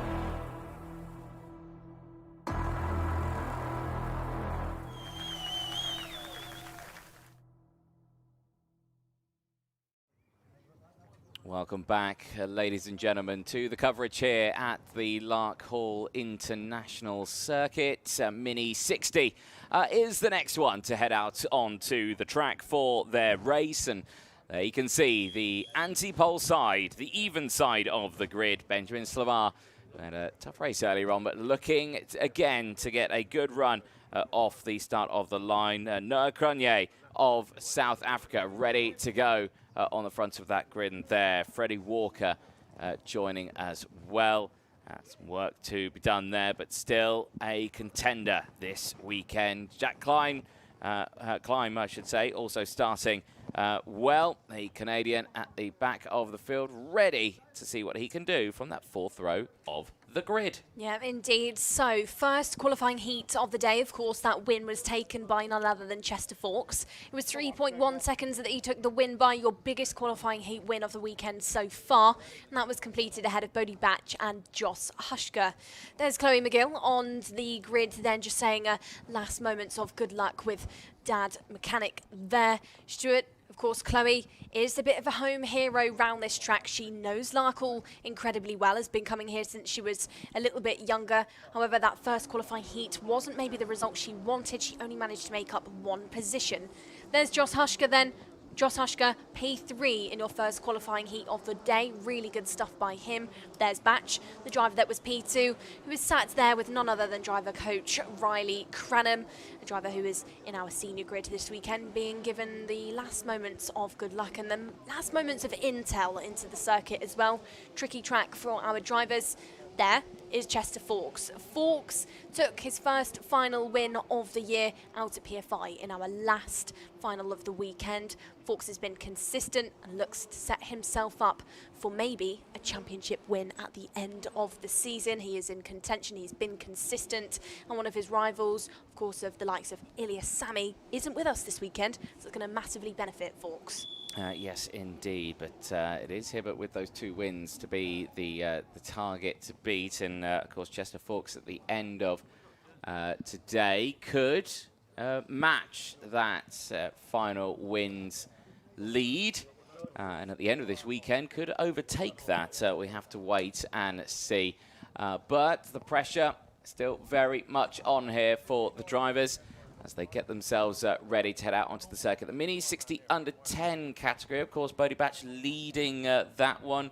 Very strong performance in this one. Benjamin Zavar currently, well, fifth in those ones, but he second overall, and Freddie Walker third overall. So, again, still strong results so far this weekend for the under 10s, but looking to see if they can push further in this race. There is Chloe McGill, and the view there for the start of this race as the yellow light changes to green. Engines fire up, drivers make their way out, albeit there Yoshushka just struggling to get it started. Does fire into life now. Here we go then, Mini 60 qualifying heat 2 makes its way out onto the track. Let's fire you through that full starting lineup then. Chester Fawkes, a win earlier on, sees him back on pole position here. Benjamin Slavar joining alongside. Bodie Batch, he finished second earlier on. Can he better that in this one on row 2?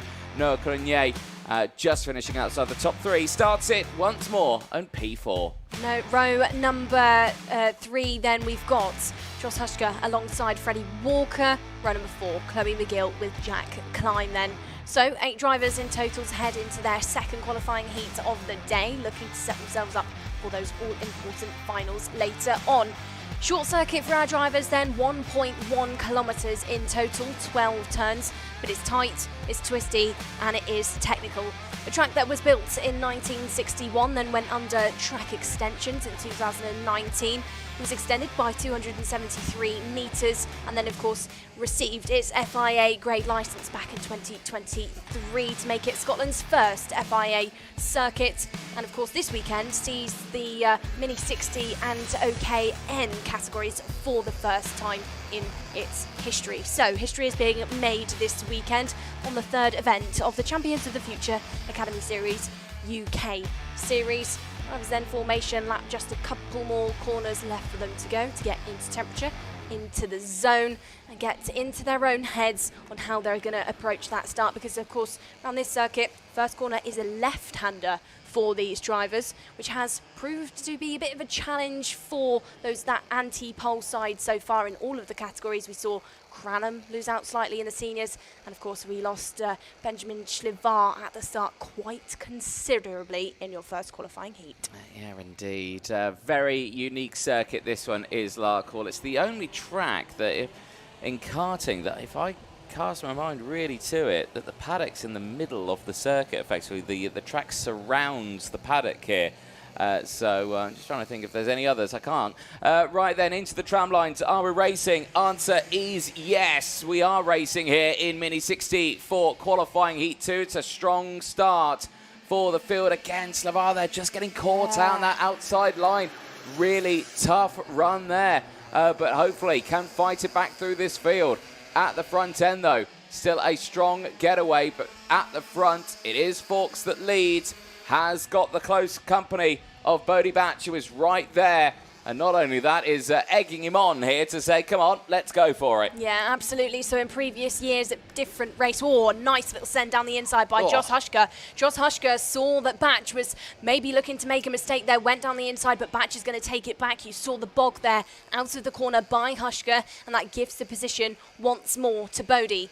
Out in the front, however, Chester Fawkes has been given a big benefit by all of that just happened in your tight left-hander. He's been given a sizable race lead then. Over the line, Fawkes is in the front, 0.8 of a second already on that opening lap, ahead of Batch and Freddie Walker, who's already up by 3 positions. Night and day difference to Walker's first qualifying heat of the day, where of course we saw him get bogged down and that kart actually stall with some technical problems out in your first lap. Not the story, however. Now Walker under some threat though, because here comes Josh Hushka. Indeed. Well, Benjamin Sloar and Jack Climb struck out with that same drama out of the hairpin on that opening lap. They have got going again, but lost out on a considerable amount of time from the front runners. You can see them still there, 7th and 8th place, but on a 20-second downward trajectory there. Noah Cronje going wheel to wheel here.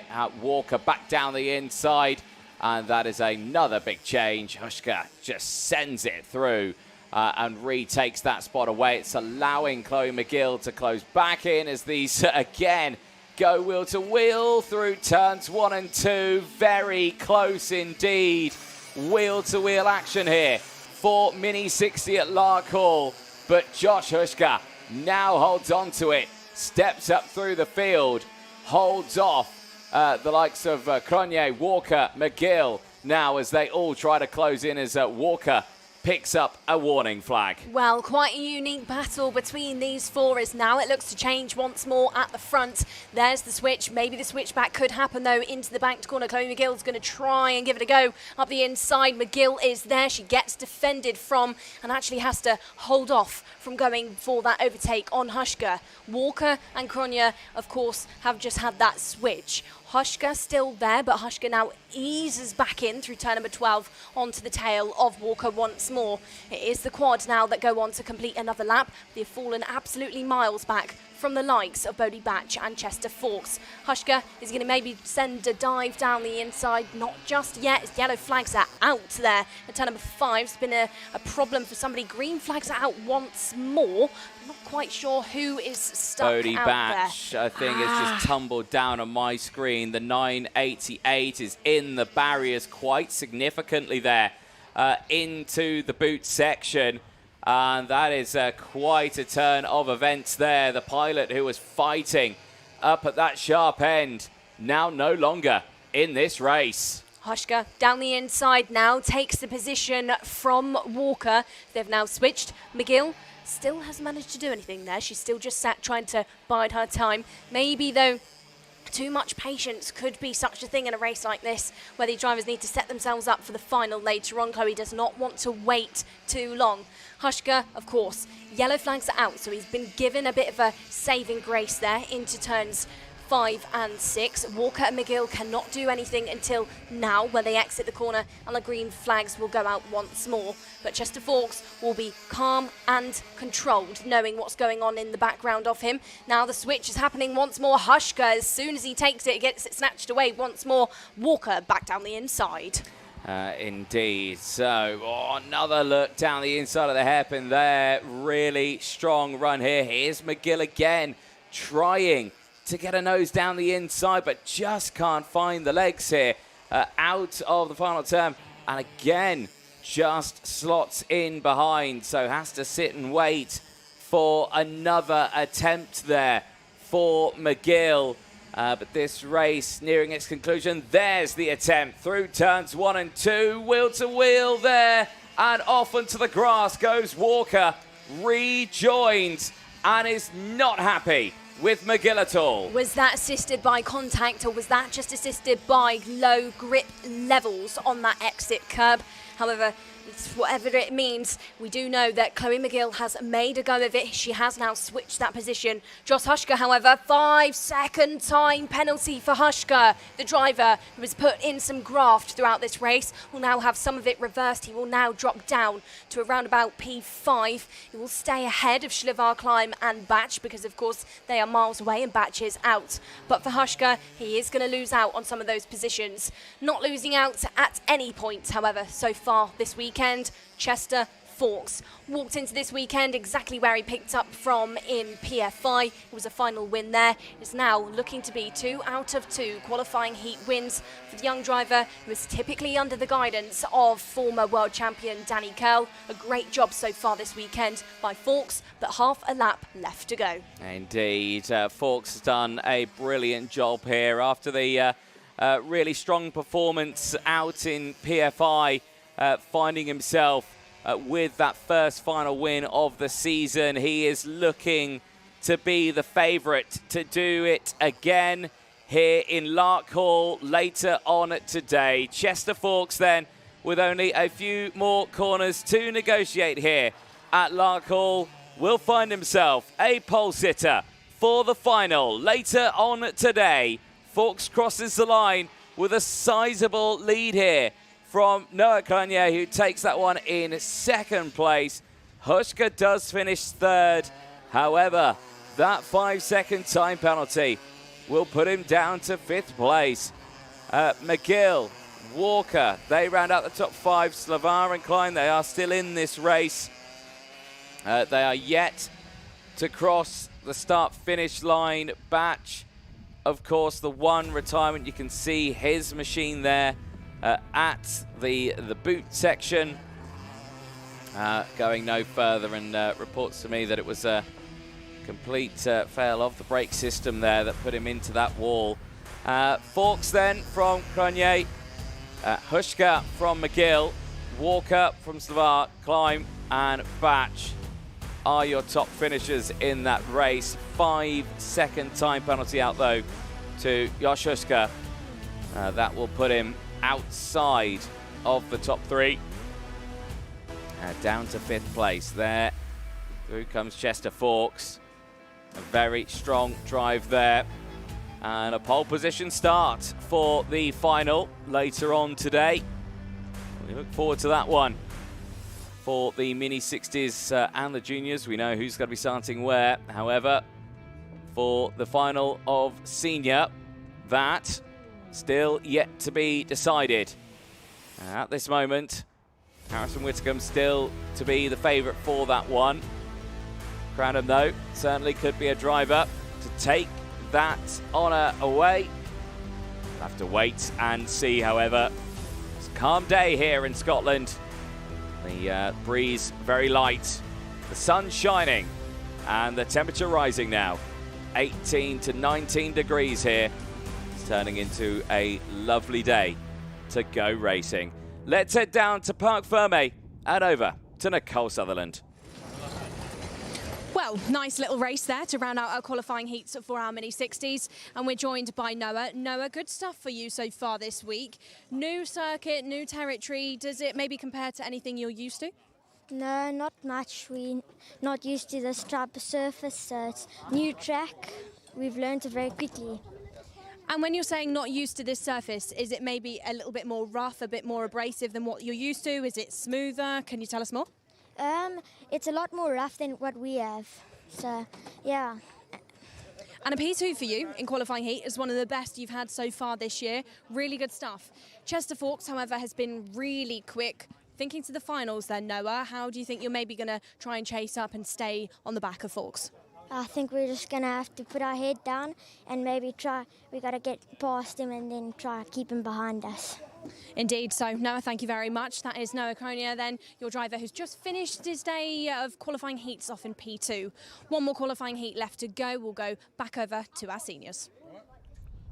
Thank you very much down there, Nicole. Yes, indeed, a great little set of races there for the juniors and the seniors. But as mentioned, the juniors and the minis, sorry, I should say. But as mentioned, the seniors will be the last ones to head out onto the circuit here at this very wonderful circuit that is Larkhall. 1,140 metres, updated back in 2019 as well, from when it was first constructed back in 1961. Here's a little preview of what the lap looks like. The track here, though, at Larkhall, quite the circuit itself. Turns 1 and 2 from this view, a lot slower than what the drivers would do yesterday. Very challenging conditions. This was pictures from yesterday, and you can see how wet and torrid it was. But it's a very flowing and open turns 1 and 2. You've seen, of course, all the drivers utilising that runoff curb, or that blue part there, to really bring the lap alive. Then there is a small infield straight as they head down into this section here. This was the new part added back in 2019. The very sizable moments here. The downhill trajectory as well onto the very long back straight. That update, including with the extra little hairpin that's included into this section here, made that circuit over the 1,100 metres to give it the FIA homologation it needed. That it got back in 2023.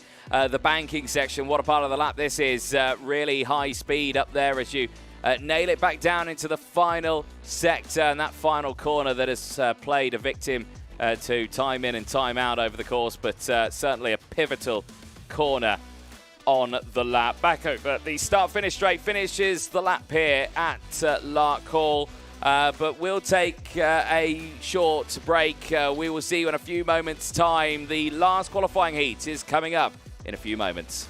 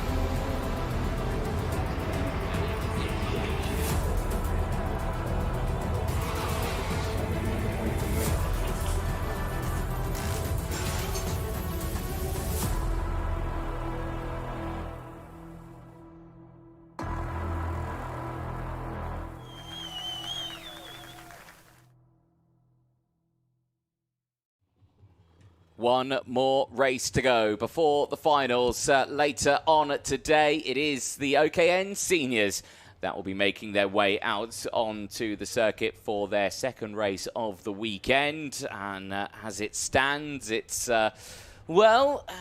story as usual at the front of the field. Harrison Whittingham coming away with another qualifying heat win earlier on.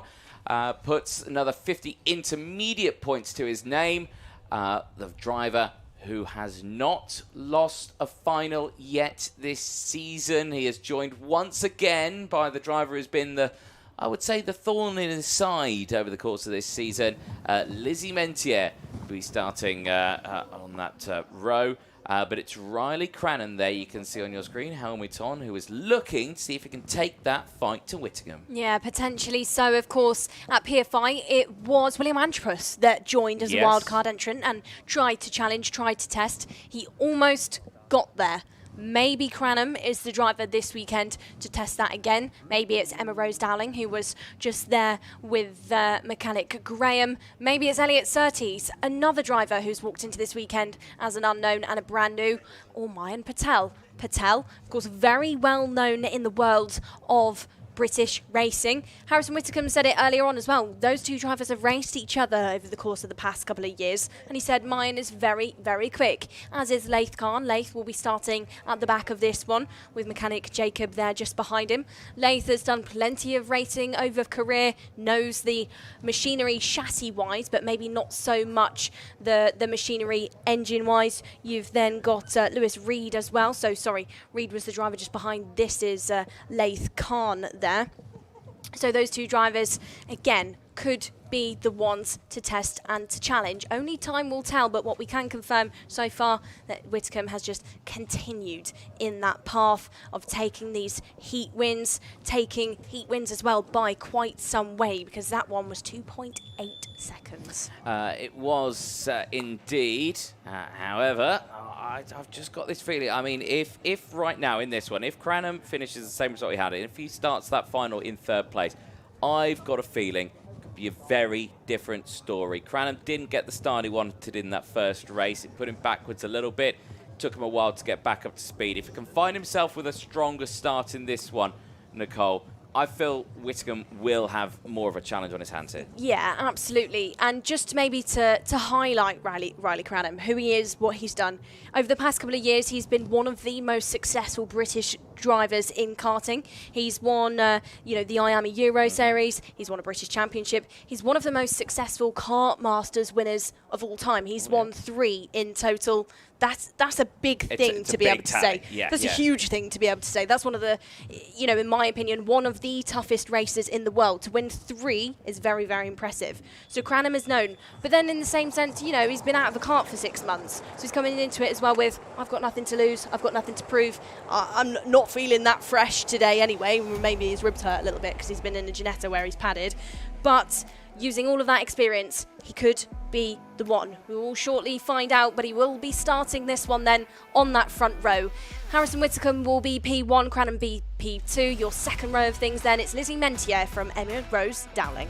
Elliot Surtees and Laith Khan go from row 3. Khan 5th, Surtees 6th, with Lewis Reed and Mayan Patel rounding out the field of 8 drivers, all with their chance of hunting down Harrison Whittingham, who still is that points leader at this stage of the series, with just Wilton Mill to go at the end of the season. But this one, round 3, as again, the sun still shines.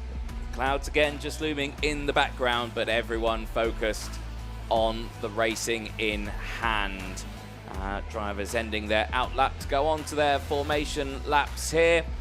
And again, pressure on. And I think these drivers, even right now, really pushing to get some rubber down on that circuit. You can see there's a lot more rubber that's gone down into that heavy braking zone, into the boot section. It's actually quite a surprisingly fast turn, is that one. A lot of them carrying a lot of speed into it. So a lot of rubber going down on the track right now. But pressure, most certainly very much on. Yeah, absolutely. This is one of those circuits where the drivers really have to focus about of course, always braking in a straight line, but really late, really hard, pushing back in the seat. It's naturally one of those circuits that rubbers in quite quickly, but then maybe by the end of tomorrow, if it does stay dry, you get to the stage in the circuit where it's a bit too rubbered in for some of the drivers. They then start to struggle with the hopping, with over gripping on that kart, so maybe that's a factor to consider for the rest of the weekend. But for now, second qualifying heat of the day for our seniors. Second opportunity for somebody to take that top spot away from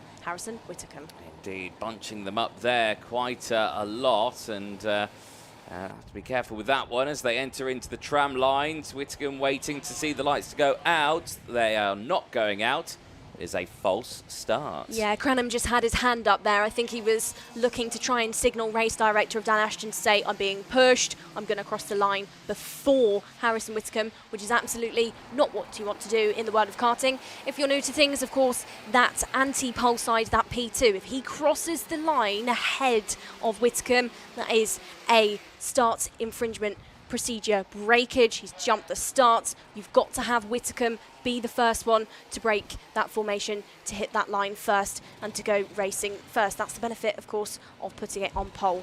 You can, however, for the time being, see Whitcomb quite ahead of the rest of our field. There he is now. He is slowing things up, but your field of 8 are all under the guidance of the number 1 so far this year. Indeed, well, that's definitely a surefire way to make sure you don't start in front of him.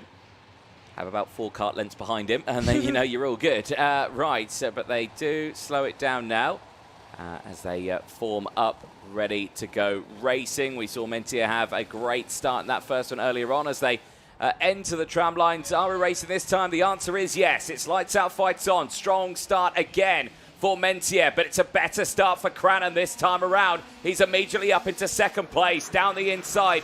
This is the start Cranham wanted.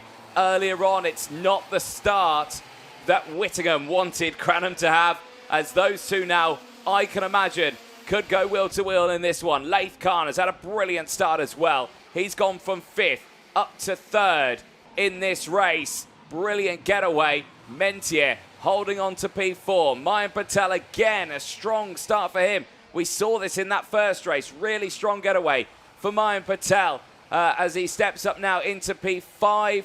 Just loses a bit of momentum on the exit. Dowling will look to the inside, but at this moment cannot take it on the opening lap. As they head over the line then, it is Whittingham that leads the way. Cranham from Khan, Mentier, Patel, Dowling, Reed and Surtees lock out the field. With the gap between Whittingham and Cranham, 0.6 of a second. Will that gap come down, or will it extend evermore? Well, will the karts come into life for Cranham?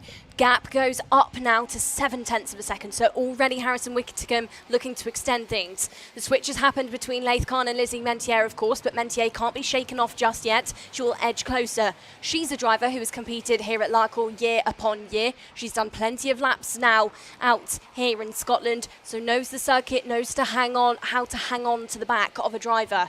So sort of 2 packs forming here now. So our grid has essentially been split in half. Whitcomb, Cranham, Khan, Mentier are sort of in this group together. Then you've got the second being led by Mayan Patel, Emma Rose Dowling, Reed and Surtees. New lap, new opportunity for these drivers, new chance for Cranham to try and chase down, but it's just not going his way so far. It was 0.7 of a second. Now it's up to over 8.5. Now it goes under just under a second. So Whitcomb, corner by corner. He's got some pace out there. And talking of pace, here comes Emma Rose Dowling. Dowling down the inside, gets past Patel. Yeah, indeed. And that is a step up now into P5. Goes deep under brakes, though. Patel fights it back immediately on the re-attack there. Also Whoa. Gets a bit squeezed out there. Look wide. at this now for Reed. Is he going to try and go for a 2-for-1? He is. Gets it on the exit. Beautifully done. And that's Patel back down in that order. He's got Surtees for company as round the outside. Surely not for Reed. No. Can't carry that speed through. Dowling holds on to position. Whitcomb at the front. Gap extends to 1.1. He's broken away from Cranham. There's nothing Cranham can do. Elliot Surtees, of course, in his first qualifying heat.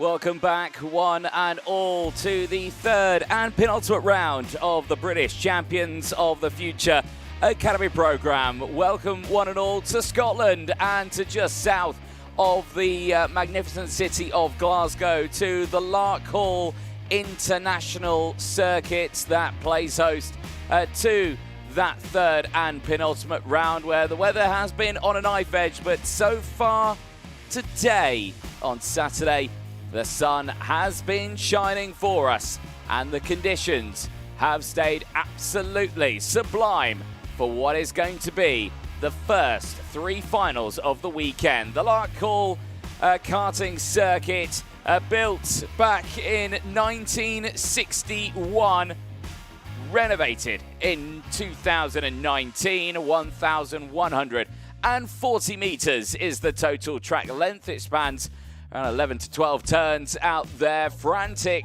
circuit, very fast, very fierce, very demanding on the drivers out there as well. Weather, as we were talking about, sunny, a little bit of clouds, 17 degrees, absolutely beautiful day to go racing, as the first finals will be very soon heading out onto the circuit to start their racing. It will be the OKN juniors, the mini 60s, and then the seniors to round out the first finals of the day. And as mentioned, it will be those juniors heading out first onto the track in a couple of moments' time, and before that race starts, we'll be heading down to that grid, of course, as well. Nicole Sutherland will be down there with our drivers, in and amongst them, walking in and around and chatting to them. Very busy day for the juniors today. The first racing that will go out there, Sukmani Kira starting it on pole position. 2 qualifying heat wins put her on the front row of the grid, and with that took the points as well in the championship standings. Also, Sukmani Kira here, certainly one to watch at the start of the racing here for the British Champions of the Future Academy programme. Pressure certainly on now for the junior karts as they will make their way out onto the grid, and for Lucian Smith, another chance to start from that front row of the grid. He is on at that P1 spot. He's got that pressure on board, starting alongside Sukmani Kira, but certainly could find himself being a contender at the front end of the field here. But of course, Kira will have that inside line. Colby Patterson on that second row of the grid, also a strong contender. He has got that inside line into turn 1. He is in the slipstream of Sukmani Kira for the start of this race. Could find himself on a podium spot at the end of this one. But enough from me. Let's head down to that grid. It's sunny outside. Let's have some of that sunshine with Nicole Sutherland, who's with us.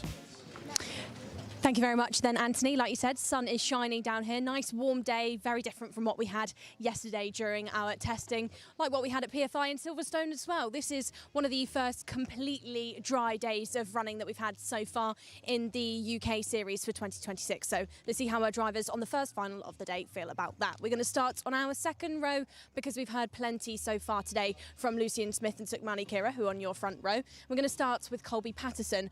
Colby, of course, has had a final win so far this year. It was, however, over at Silverstone. Very different track to what we've got here in Larkhall. Colby, completely different type of circuit to both PFI and Silverstone. You know, tell us about the track. Tell us about the qualifying heats that set you up for this final. The qualifying heats, heat 1 wasn't great, mostly my fault. Heat 2 was good, the pace was amazing. Hopefully going into this final, the track, I'm just going to have to attack it. And yeah, we'll see. We'll see indeed. And I can see too much fun happening in this direction. Oh, yeah. They all disperse. They all disperse as soon as we say that. Who was having too much fun? Johnston, you're giggling too much for before a final. What's funny? Nothing. Something. You've got to be. Oh, and now if we turn the camera again, you can see in this direction, it's actually the protagonist of all of that is actually a race director, Dan Ashton, who's now walking away. But Johnston, really good weekend for you so far. Going into this one, mindset and thoughts. Well, I just want to hopefully try to get a podium That's what we're all trying to do, but I just want to hope there's no incidents and try make it to the front. And actually, there hasn't been any incidents so far today. It's been really calm, really collected by all of you drivers, despite this track in itself being really tight and twisty. Why do you actually think that that is? Is it maybe that you drivers now are just used to each other because of the previous rounds? Yeah, I think because of Silverstone and PF, we're all used to each other, so maybe there isn't going to be any more incidents. Maybe not, maybe so. We'll see how you get on then, Johnston. Good luck for this one. Talking of Stewart, then we've got Andy Stewart. Andy, hello. Saw you a couple of weeks ago in Greece. Now we're here in Scotland. Very, very different in location, temperature, track conditions. Scotland, for you, you know the track. Can you tell us about what you're expecting now? I'm definitely expecting to gain a lot more places this time. I just need to get a good start, and we've got the kart set up a bit better, so I just need to keep making moves and keep going. And talk to us about kart setup. You know, of course, in the academy program, we're very limited on how much you can adjust. You know, it's not like we can swap axles or anything than that. It's limited to keep the parity really good, to keep everybody on a level playing field. So for you, I'm not going to give away what you've adjusted because we've got another day of racing tomorrow. But how have you adjusted things? Is it just with feedback with the mechanic? Can you tell us more about that? Yes, obviously my dad's my mechanic, so every session, like last session wasn't really good, and I knew the setup wasn't great, so I just went to my dad, told him everything I thought, and he said, okay, we'll do this, and then we'll go out in the final, and then of course we have tomorrow, so can't wait to see how it goes. Absolutely. I'll let you get concentrated then, Andy. Good luck for this one. That is Andy Stewart, older sister of Johnston Stewart. She's starting alongside Max Boschov then. I'm not going to interrupt Max because he's one of the first drivers to get sat and settled in there. But he's looking strong so far this weekend. It's been one of his best weekends to date. We've got Oliver Brunt there just behind me. Ollie, of course, has made consistent progress this year. Ollie, really good so far today for you. We've seen some good moves. We've seen you start to get involved in the mix a little bit more. Where's that come from, would you say? Not really sure. You're not really sure. Maybe, you know, last night I saw on social media you've been announced that you're going to be racing with AKM, the Antonelli outfit. So the world of OKN racing in the juniors is coming to life for you. Confidence, would you say, is now something that's being brought into it? Yeah, definitely. Well, Ollie, we'll see how that confidence gets along for you in this one. Good luck indeed. Of course, we've got plenty of drivers involved in this one. Leo Livings being one of those. Leo, you can see just to your side over there. He's one of the drivers that he's had good moments, but he's not stepped inside of the top 5 just yet within a final. Story of this one, in my opinion, is Lucian Smith versus Sukhmani Kira. Today, they've been glued together. This year, they've seen lots of each other, and neither of those drivers have dropped outside of the top 6 just yet within a final. Which one will maybe do that now? Which one will take their first final win of the year? We're going to head up to Anthony Jordan and find out very shortly. Thank you very much, Nicole Sutherland down there on the grid. Yes, indeed, moments away from starting this. Well, I say moments away. We've still got 5 minutes or so before this race gets underway. This one due to start at 1 o'clock on the dot, and 3 o'clock, sorry, on the dot. I'd say that would be 2 hours late if I was calling that one. But these drivers, of course, their last chance to really showcase what they've got. And, of course, you heard the feelings there, a lot of the drivers, you know, just saying, you know, some of the races have been a bit tough. Some have been okay. The pace has been good. The pace has been fast. For one driver, you can definitely say it's been fast. Is that driver there, Sukhmani Kira. The Alpine Junior driver has developed dramatically over the course of this season and has found herself on that P1 spot. And now, championship points leader there is Colby Patterson, primed and ready, suited and booted, seated, ready to go.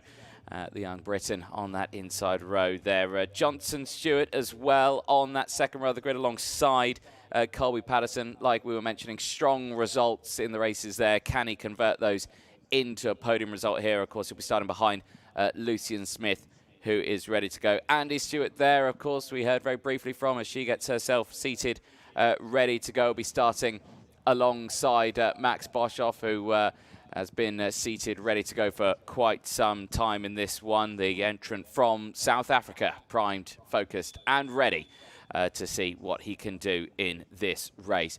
Ava Lawrence, of course, there she is, ready to go, the entrant for the United Arab Emirates. Joining us here, of course, Ava, originally from Australia, and primed and ready to go for this one. As there you go, the fantastic helmet livery there.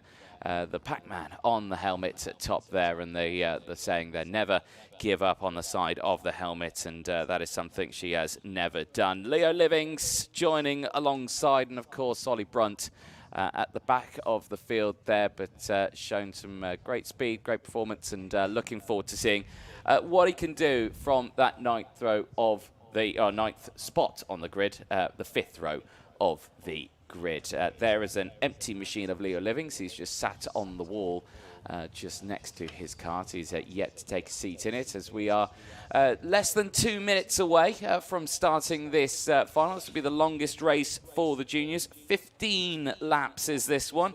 16.5 kilometre race distance around this 1.1 kilometre long circuit. It is still a very fast lap around here.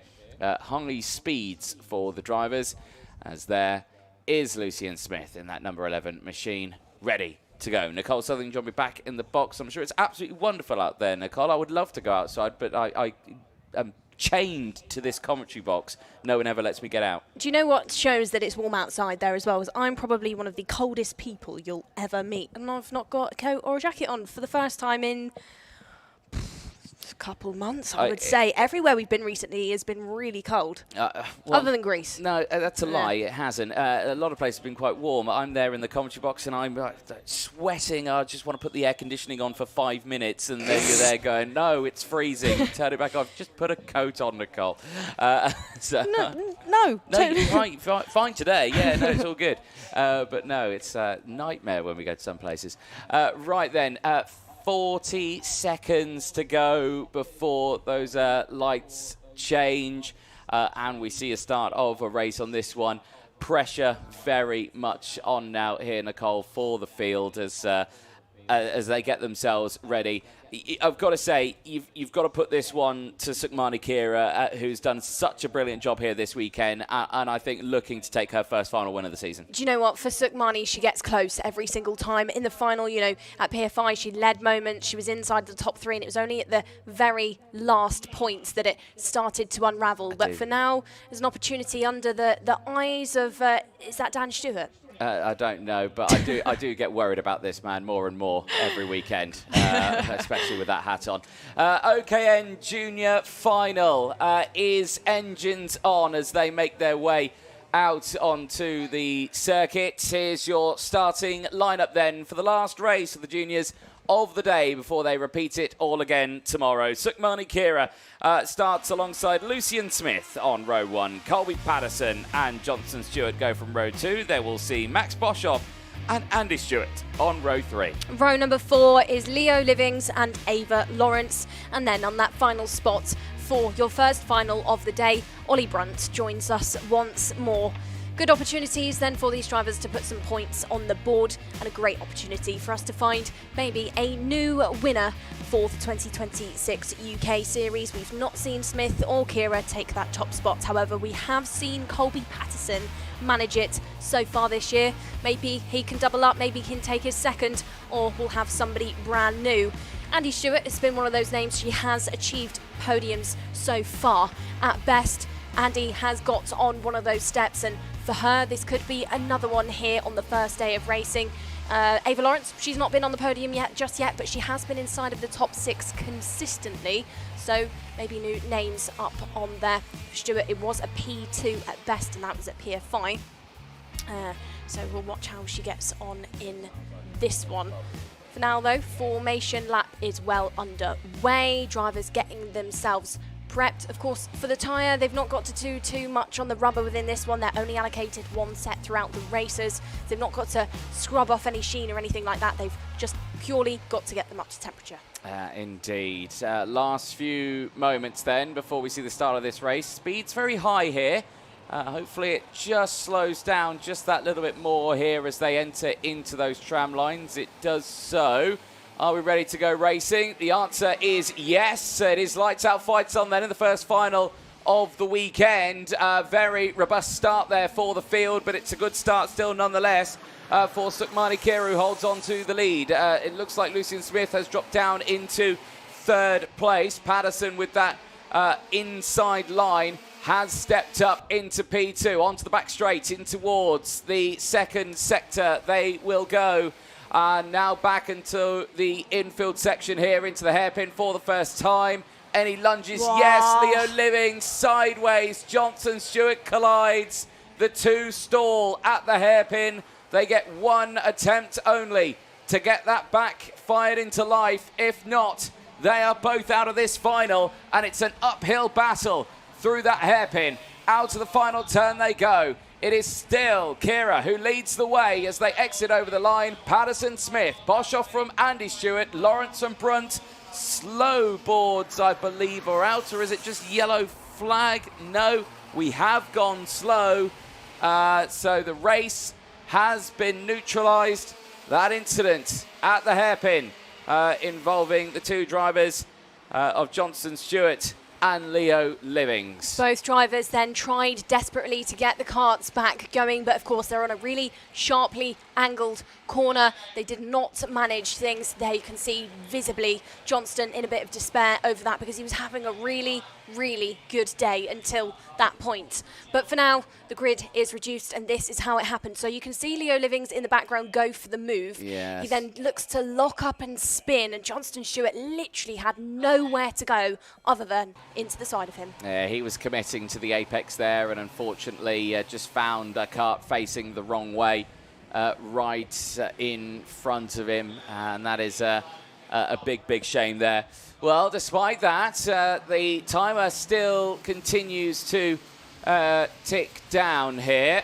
We are on lap number 3 of this race, and it is still Sukmani Kira who leads the way here from Patterson. Of course, the race neutralised, the speed slowed down somewhat. The speed still looks a tad high at this point as they try to keep temperature into those tyres, the engines as well, and themselves. Incident has been pushed to one side now. Marshals and drivers both into a safe position here now. And we have to see what we'll be doing for a restart on this one. And for all these drivers here, their moment of racing is just upon them. Are we going for a restart this time around, or are we going once more? I think we're going around once more here. Static yellow flags, I believe, will be being shown as the field hopefully goes for a restart this time. This is, however, great news for the name of Sukmani Kira. Of course, the clock continues to tick when we're under a procedure like this. So she's getting those racing laps completed under non-racing conditions. That means when we do go green, it's more of a sprint to the line for Kira. However, she's been able to lead things, and she's not been, nobody is allowed to overtake her at this stage in the race. So it reduces the time that she's got to defend or think too much about the names behind. However, she's only got now 4 more corners under this procedure. Those flags are static. When the drivers head out of turn number 12, your final corner, we will be shown that green flag, and it will be an absolute race to the line and a race to the first couple of corners for Sukmani Kira to try and defend. She bunches everybody up now. Everybody knows to tail out of the final turn. The revs will raise, and we will go green once more. Kira into the first corner. Lucian Smith wastes no time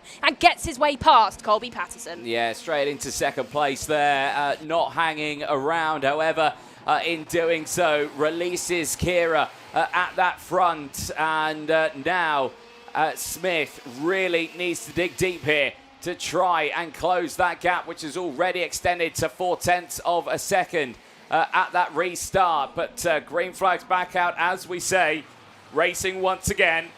Kira leads from Smith, Patterson, Boshoff, Andy Stewart, Ava Lawrence and Oliver Brunt at the back of this train as they all continue, as we are on lap 5, completing 5.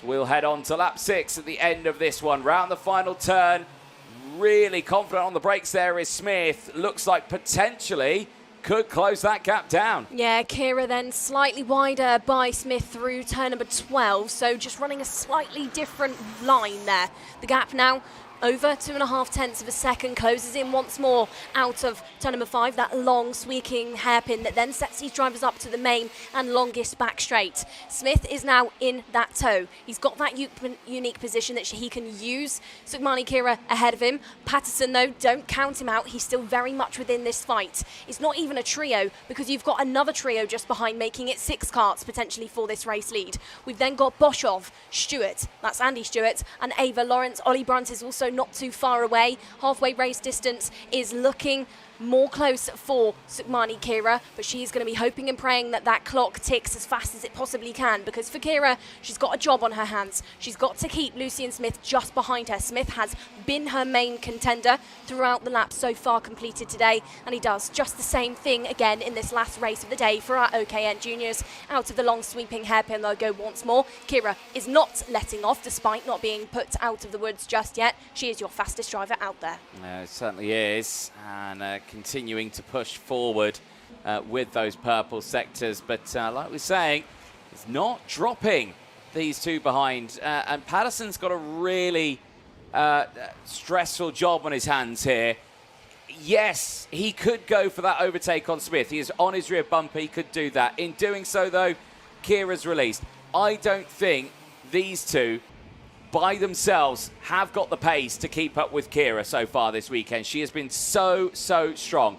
It's got to be one of them has to make the move on her first before they make the move on each other. It just has to be that way. But right now, Kira again is just delivering a good run. It's a great run out of the boot section now for Smith this time around. Really close in and has actually utilised that fastest lap on that previous lap as well. 49.7. And this is what we're talking about. Copying that racing line, copying that braking zone, and just matching the pace for Kira. But it's not just a case of matching it, it's a case of bettering it. And are we seeing that now from Smith at this point of the race? We'll have to wait and see, but you can tell here that Patterson is not wanting to put that pressure on Smith. He's allowing him to try and attack Kira over the course of these remaining few laps. Yeah, I think here, you could say that Patterson and Smith are maybe working together slightly to force Kira into a mistake, to get right on her tail, to apply that mental pressure so that maybe she trips over herself, makes herself vulnerable, and then those two drivers can go for it. It was Kira the fastest out there in the front, then it was your P2 driver of Lucian Smith. This time it's Colby Patterson, the driver in third, that is your fastest driver out there. He's being helped because he's got 2 markers ahead of him to see exactly where to take the right line, to see where to brake, to see maybe where to apply the power a little bit earlier, where to control the slide a bit more. Also, he's got the benefit of the toe. He's not just got 1 kart ahead of him breaking up that air like Lucian Smith has got. He's got 2. Andy Stewart then, 5-second time penalty for Stewart. That's going to drop her to absolutely dead last. That's going to put her behind Ollie Brunt. It's not good stuff for Stewart. She was looking strong, but now both Stewarts look to have some bad luck today, and looks to be one of the only drivers today to have a penalty because we've had really clean racing. This time, Kira returns it. She goes again. She goes fastest. She gives herself that gap. Indeed, but it still stands at 0.2 of a second. Yeah, we did see some changes in the order in the background while we were watching this fight here. Andy Stewart, Ava Lawrence both getting past Max Boschhoff, and that could be that overtake that has caused that 5-second penalty to come out. But obviously we'll get more of a clarification on that later on. This fight here, though, just you can't take your eyes away from it for just a moment, because we have seen moments around this lap where it can catch a driver short, whether or not it's clipping a curb too hard or it's just running a bit too deep into one of the turns. It's so tricky, this one, to get it right and perfect over a long period of time. Proper driver circuit is this one, Larkhall, a classic British circuit. 1961 it was built. It's one of the older circuits in the country, and has certainly done a great deed of racing. Yeah, absolutely. Round this track, you've had the likes of David Coulthard race around here, Lewis Hamilton, Lando Norris back in 2010. You've got Alan McNish did plenty round this circuit. This is a circuit, Dean McDonald has been here. There's so many drivers that have now gone on to achieve great things in the world of motorsport. that have raced around this circuit. Okay, maybe not since the track extension in 2019, but definitely around this track. And, you know, it just highlights that these drivers as well will be some of those names in 10, 15 years where we'll be saying, God, do you remember when Sukhmani Kira was driving around Larkhall in the Academy Series in 2026? The drivers out there have got big futures ahead of them, but now they've got some big prizes to still try and chase down.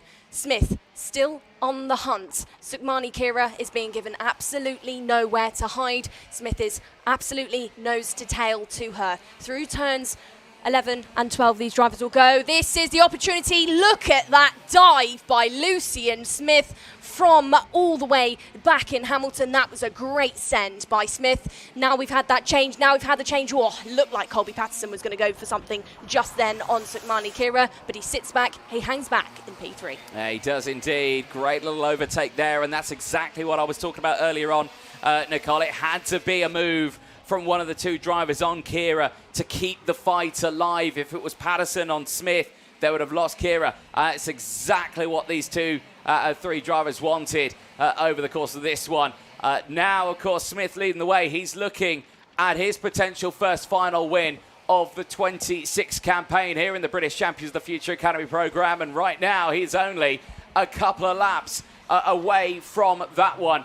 Round that final turn, they go on to lap 14 of this one. It's not the last lap just yet, so please do ignore that graphic. They'll see the last lap board this time around, but it's not over yet for either Smith, Kira or Patterson. Do you know what? I don't even want to rule out that the likes of Stewart, Lawrence, Bosch up front closing in on this one. If they continue to fight like they are, you can gain so much time so quickly around this lap. But for the moment, they are just staying as it stands.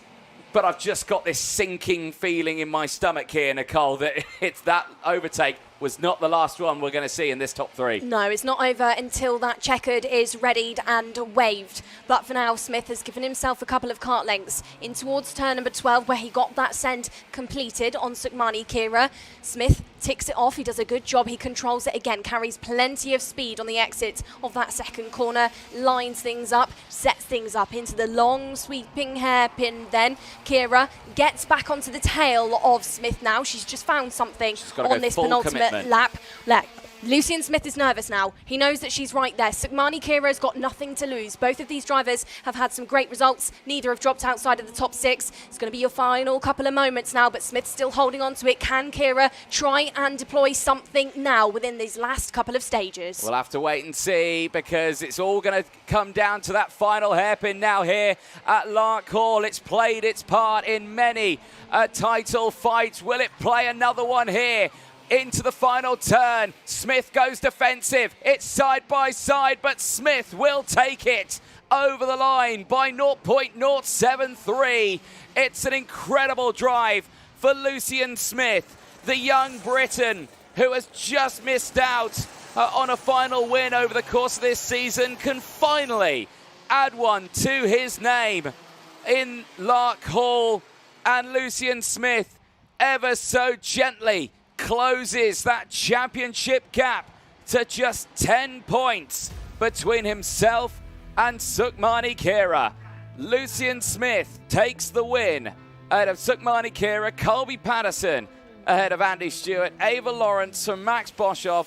Ollie Brunt will finish that one in 7th place from Johnson Stewart and Leo Livings, who unfortunately both retired on the opening lap of that race. Neither one of those two drivers able to get it restarted, as they will unfortunately make that slow walk return back to Parc Fermé.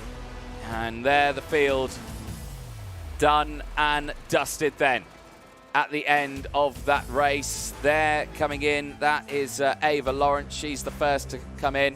There is Lucian Smith, and I've got to say, what a drive that was there for Lucian. Sukhmani Kira had been so strong today, but Kira has just got to wait that little bit longer to see whether or not she can take a final win this season in the British Champions of the Future Academy programme. Larkhall in day one wasn't meant to be for Kira, but for Lucian Smith, it is the day that he sees a P1 in the final. He comes across the weighbridge, all is good, and I can imagine there is a smile underneath that helmet, and you can see how they wanted to make sure that they are well above the weight limit. That fuel tank absolutely brimmed still as well for Smith to make sure he's all good. But smiles all around, and Lucian Smith comes away with that P1 at the end of the final on Saturday. And the sunshine certainly proving a favourite among many. But Smith there, I'm sure, delighted with the result. And we'll see them on the podium at the end of all the finals today. So you can stay tuned for that one. But got to say, what a final that was for Smith. For Kira as well, great control over the course of that one. Here's some of the highlights from that race, and you can see how Kira here was, well, had really control from the word go, was able to break away. This was that moment, unfortunately, that put out the slow procedure. The race restart, and Lucian Smith immediately on the attack. That restart probably a lot more vital than he realised. That overtake there as well, beautifully delivered. Kira leaving plenty of racing room, maybe a little bit more than she should have, and there across the line Smith was able to utilise that and come away with his first victory of the 2026 campaign here in the British Champions of the Future. Great drive at the end of that one. Let's head down to Nicole Sutherland, who is ready with some of our drivers. Well then, you've just seen it. Lucian Smith has now taken that final win. Lucian, at last you come over that weighing scale. You're the #1. Great feeling out there, and a great move as well to get that one done. Can you tell us about it? Yeah, the race planned out really well. We got away as a 3, and I knew that we were equal on pace, so I had to go for something, and it worked. So just happy it paid off. And Lucian, you were staying behind Sukmani for quite a long time. We know we saw you maybe 5 or 6 laps. You literally just sat there. Was that tactical by you, or was it the case of pace? Just to get a gap, because we didn't want anyone else to be brought into a battle if we did battle on the last lap. And of course, for you tomorrow, fresh day, brand new day. 2 out of 2, do you reckon? Hopefully the same, but maybe more heat wins. Well, Lucian, we'll see how that one unfolds. But for today, we can say that you are that final winner. Congratulations. First final winner of the day found in the form of Lucian Smith. Now we're going to go and find who will take that Mini 60. Thank you very much, Nicole Sutherland. Yes, indeed. That Mini 60 final due to start at past the hour. They'll be making their way out onto the circuit very, very soon to see who could take the honours in that race. It will see the likes of Chester Fawkes on the pole position spot, and Noah Cronier on that front row of the grid as well, joining him also.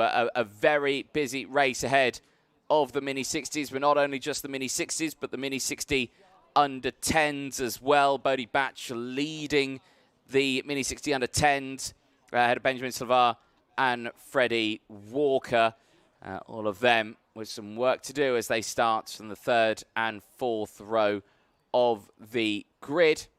But still not against them for this moment. They'll be heading out onto the track very, very soon, I am sure, in about 10 minutes' time. So in this moment, we will just take a recap of what has sort of happened over the course of the day in terms of the Mini 60s in this race. Qualifying heats were certainly quite busy, but consistent points again for Chester Fawkes, who finds himself with 100 points and on that P1 spot of the grid. He claims another 25 championship points coming into this one, and we'll still find him in a very strong position, ready for the rest of the weekend. Noah Cronier as well coming away with good points. 22 championship points added for the South African, who starts this on that front row of the grid. Many other drivers here scoring some great points as well. Nicole Sutherland will be down there on the grid as the Minis even helping to get their karts down on the track, which is always a nice sight to see for them. And of course, for the Mini 60s, they are maybe the slowest drivers on the grid, but certainly fast in spirit, and all of them ready to go on their adventure in this final. Right, let's head down to the pre-grid and over to Nicole Sutherland. Well then, thank you very much, Anthony. Hope you're having fun in your commentary box, or our commentary box that's getting really warm up there because it's quite literally a glass box. But we're now down on the grid, which is heating up as well, not just in temperature, but in atmosphere. Big race then for some of our drivers. Biggest race, of course, for the likes of Chester Fawkes. Chester, for you, of course, coming away from PFI, that was a final win. Now you're maybe hunting down for your second in a row, and it's looking likely as well, right? Yeah, I've had good pace all day. The first heat I won by 3.1 seconds. Second heat I won by 5.6, so it's not bad really. And typically, you know, you're here with the likes of Danny Curl. He's normally helping you out with that advice. Danny's not here with you this weekend, so how do you manage it as a driver to take that adjustment and have to go into things maybe a little bit more as a lone wolf? Well, Danny's helped me when he's hit, when he's at track, so that helps. But when he's not here, my dad helps a little bit, so yeah. And what's the conversation been with you and your dad so far this weekend? You know, what's he been saying to you? How does that sort of work? He just said, keep my head, don't lose it, and you got the pace, so don't do anything stupid. Okay, so we'll see how that one works for you then, Chester. We'll maybe see if it's 2 final wins out of 2 for Chester, who's starting alongside Noah. Noah, would I be right in saying this is the highest up you've started in the UK series this year so far? Yes, it is. And for you, nervous at all for that, or are you feeling quite calm? I'm feeling quite calm. Wherever we finish, we finish. And for you, knowing that you're starting alongside Chester, who's a really clean, fair driver, a quick driver, how's that affecting you at all? Are you thinking work together to push away? Are you thinking that maybe you're going to try and get past him as quickly as you can? Can you tell us more about what's going on there? I think we must try and work together and bring it to the last lap. Well, we'll see if the last lap is the one for you, Noah. Good luck for this one. Second row of things, we've got Joss Hushka. Joss, question for you. This morning, I was on a bit of a morning warm-up track walk by myself. You told me that I wasn't walking the lines correctly. What was I doing wrong? You weren't going wide. You were going in the middle. Oh, is that not what you do? No. So tell us more about the lap then, because you've looked really quick so far today. The circuit in itself, how do you drive things to really be as quick as you are? You got to maximise your exits, make sure that you're getting a good pull and make sure you're getting the toe. And this track itself, any points in particular that make it difficult for overtaking? In my opinion, I would say it's the sort of infield left-hander that's really harshly angled. But for you, Joss, what do you think? The hairpin's always, this first hairpin's always quite hard because you won't get the bottom. But yeah, it's just hard hairpin to overtake on. Well, we'll see the overtakes if they happen for you, because you've got, of course, 2 to try and achieve. Just, you've definitely grown as well, like week on week. You're getting really tall. So, Joss Hushka starting alongside Chloe McGill. Chloe, a bit of a home track then for you. You know Larkhall really well. How are you going to try and use that in this final? Yeah, obviously starting on the second row of the grid, which is mega, starting P4. So hopefully we can go forward. Actually, the schedule's been so busy this year. I've actually only been here once. Whoa. This year. So for you, trying to adjust track by track, because like you said, schedule's busy, you're racing most weekends, and this track in itself is very different to the likes of PFI, right? How do you, Chloe, try and adjust and get into the mindset of, okay, completely different track in style? How do you change things? Yeah, so obviously for Rotax to Mini 60 really is a bit of a difference, so I just need to accept the challenge, change it and smash it really. All you need to do, there's a lot of a difference between the throttle and stuff. Okay, Chloe, well, good luck for this one and maybe try and bring it home at home. So, Chloe McGill, second row alongside Joss Hushka. We've then got Benjamin Schlevar just behind me. Benjamin, of course, was on that front row after time qualifying. Didn't maybe go as well as he would have liked in the qualifying heats, but one more opportunity for Benjamin alongside Bodie Batch. Bodie Batch, of course, has had some good moments so far this year, has taken a final win. Bodie, For you this year, of course, you've had some really good races. You've had a win in there. You've been in one of the main under-10s as well. This final, thoughts? I think I can win from here because last week I won a heat from 9th with a more hard grid, so I think I can do it again. And for you, Bodie, you have driver coach Riley Cranham with you, but Riley this weekend is racing and coaching. Any competition between the two of you, results-wise? You may be getting a bit competitive and who's faster within the classes? A little bit, but not much. Okay, Bodie, well, we'll let you get concentrated and get that helmet on. 3-minute board has been shown to our drivers, then our Mini 60 grid that is rounded out by one final row that includes the likes of Jack Climb and Freddie Walker. Freddie, one quick question for you for today. You know, bit of a difficult start to your day in the first qualifying heat, but it all comes down to now, right? Yeah. We just need to get a good start, stay focused, hold the brake, and we're good. Get there indeed. Freddie, good luck for this one. So, Mini 60s primed and ready to go. So will Anthony Jordan up in the commentary box. Am I primed and ready? I never know if I'm primed and ready, but we'll try and do our level best in this one as the sun shines still here at Larkhall as Mini 60, the final, moments away from getting started, and that front row of the grid, the inside line towards turn 1 on the right-hand side on your screen. For a clockwise circuit, usually you'll find it on the left-hand side, but here, of course, turn 1 does go to the left, but it is still a clockwise circuit direction here. Still sees Chester Forks on that inside spot as we get ready to go racing here. The penultimate final of the day. We'll see the seniors out next, and then, of course, over to the podiums at the end of the racing today. Quite the race we saw from the juniors. Will we see a similar story here, or will we see Chester Forks drive away at the front of the field here? That is the question. It's done a great job so far today, but really curious to see how he will do in this final. The pressure certainly on now, but he's been starting from this P1 spot all day after a great qualifying. Can he deliver the strong results he needs in this one once more? That is the question. In terms of the championship standings, it is Forks that leads the way, 257 from Davidson, Clough and Hibbert, who are the top runners in that one. But of course, Forks is here, ready to go racing on that front row of the grid, and there you can see the lovely day to wear your tartan flat cap. So perfect stuff.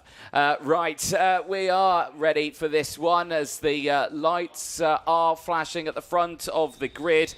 Changes to green, the whistle blows, the engines fire into life. It's Mini 60. It's the final here for round 3 of the British Champions of the Future Academy programme. Here's your full starting lineup, and can confirm these shots were taken on a very different day to today. Chester Forks joins Noah Crinier of South Africa on that front row of the grid. They'll have Josh Hushka and Chloe McGill on row number 2. Row number 3 and halfway, it's Bodie Batch with Benjamin Schlivar. And then from your 4th and final, Freddie Walker will join Canada's Jack Climb. Mini 60 final then, first Mini 60 final of the weekend. Tomorrow there will be a new opportunity for these drivers, but for now we've got, of course, Chester Forks on that front row hunting down for his 2nd final win of the year, and to extend that virtual championship lead that Anthony Jordan just told you about with those points. None of his direct competitors in the championship, of course, have joined him on the grid, so that has massively given him a boost. Other than Bodie Batch, who's down there in P6 currently. Batch has gone head-to-head with Chester Forks so far this year. Now we'll be looking to climb through the field from that 3rd row to get back up to the tail of him. Formation lap well underway for our drivers then. Forks, Crone, Hushka, McGill, Batch, Schlivar, Walker and Klein. You got so into that one there, you really punched your leg. Are you all right there? I got dead leg, to be honest. You got dead leg, to be honest. You've just been standing on your feet on the... Have you got a dead leg? I don't know. I don't know. There you go. Commentators, you can't get them all, can you? Right then. Sorry, Nick. You don't need to talk about yourself like that. Oh, no. We've spoken about this, Anthony. No, Self-confidence. I know. I'm working on it. As you can tell, we spend a lot of time together. Too much Oh, time. too much time together. It's ridiculous. Right, anyway, let's get this final on the road here for Mini 60. Chester Fawkes and Noah Crenier on the front row of that grid. Are we going to be going racing as we watch over the shoulder of race director Dan Ashton, who sends them on their way in Mini 60 towards turn 1. It's a very short run, but it's a very good start for the inside row. Fawkes breaks away. It's Hushka there into second place as they push down into the boot section for the first time. Hushka immediately on the defensive posture as they round the boot section and onto the back straight. Hushka's lost out on that one as through now goes Bodie Batch and up into P2. Hushka there just kissed the curb slightly through turn number 5. Of course, big curves round that sector of the track. I think that's cost him some time, and that has given that position away once more. Good sends in the background now. Chloe McGill looking to lose a couple of places. Again at the start, Benjamin Schlivar has not had the one that he would have wanted, as McGill looked like she was going to return the favour. Open things up to Benjamin Schlivar. Benjamin Schlivar down the inside, 3 wide then in towards the entrance of turns 10 and 11. But McGill holds on to things within that trio at the back. Out in the front, though, it's Fawkes from Batch from Hushka. Batch, we said it, he was going to be a challenger, and he's already up by 3 positions. I tell you what, they're catching our cameraman unawares there as they go through that shot. He puts the track perfectly in frame. They all use the runoff area, so they just whiz off to the right-hand side to back on. Side-by-side action here, down the back straight. This is great stuff here now. McGill looking to the inside. Holds on for the time being, but is trying to fight now with Noah Cronier, who fortunately has just not had that start he would have wanted from that front row, and it just shows how challenging that outside line is into turn 1 here. Yeah, that anti-pole side on towards the entrance of corner number 1 and corner number 2. Of course, it's tight, it's fast for these drivers, and let's not forget the track position on that outside. The track conditions on the outside will be really unfavourable because of that rain that had gone down wide as you like by Chester Fawkes there. Really on the limit because he knows he's being hunted down now. He's under some threat, he's under pressure, and I would say he's a bit under a magnifying glass by Batch there, who will be looking for a mistake. Yeah, despite that fastest lap of the race, really closing in here is Bodie Batch, and this will be a really big confidence boost for Batch as well, because he showed great pace out at the final round. Of course, he showed great commitment. He found himself on that podium as well in the final. He took a final win at PF. But can he deliver a final win here? Well, in terms of his championship points, that will very much help him out with a lot of those contenders not being present here this weekend.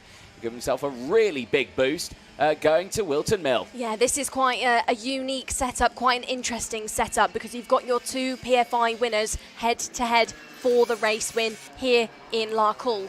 Of course, Batch, day 1. Fawkes, day 2, now on day 1, who's going to take things? Batch says, potentially me, by putting his hand up and putting that purple lap in. Goes fastest, continues to try and reel in Chester Fawkes on that line. Again, he's on the limit. Ooh, maybe runs a little bit of dirt there off the exit curb.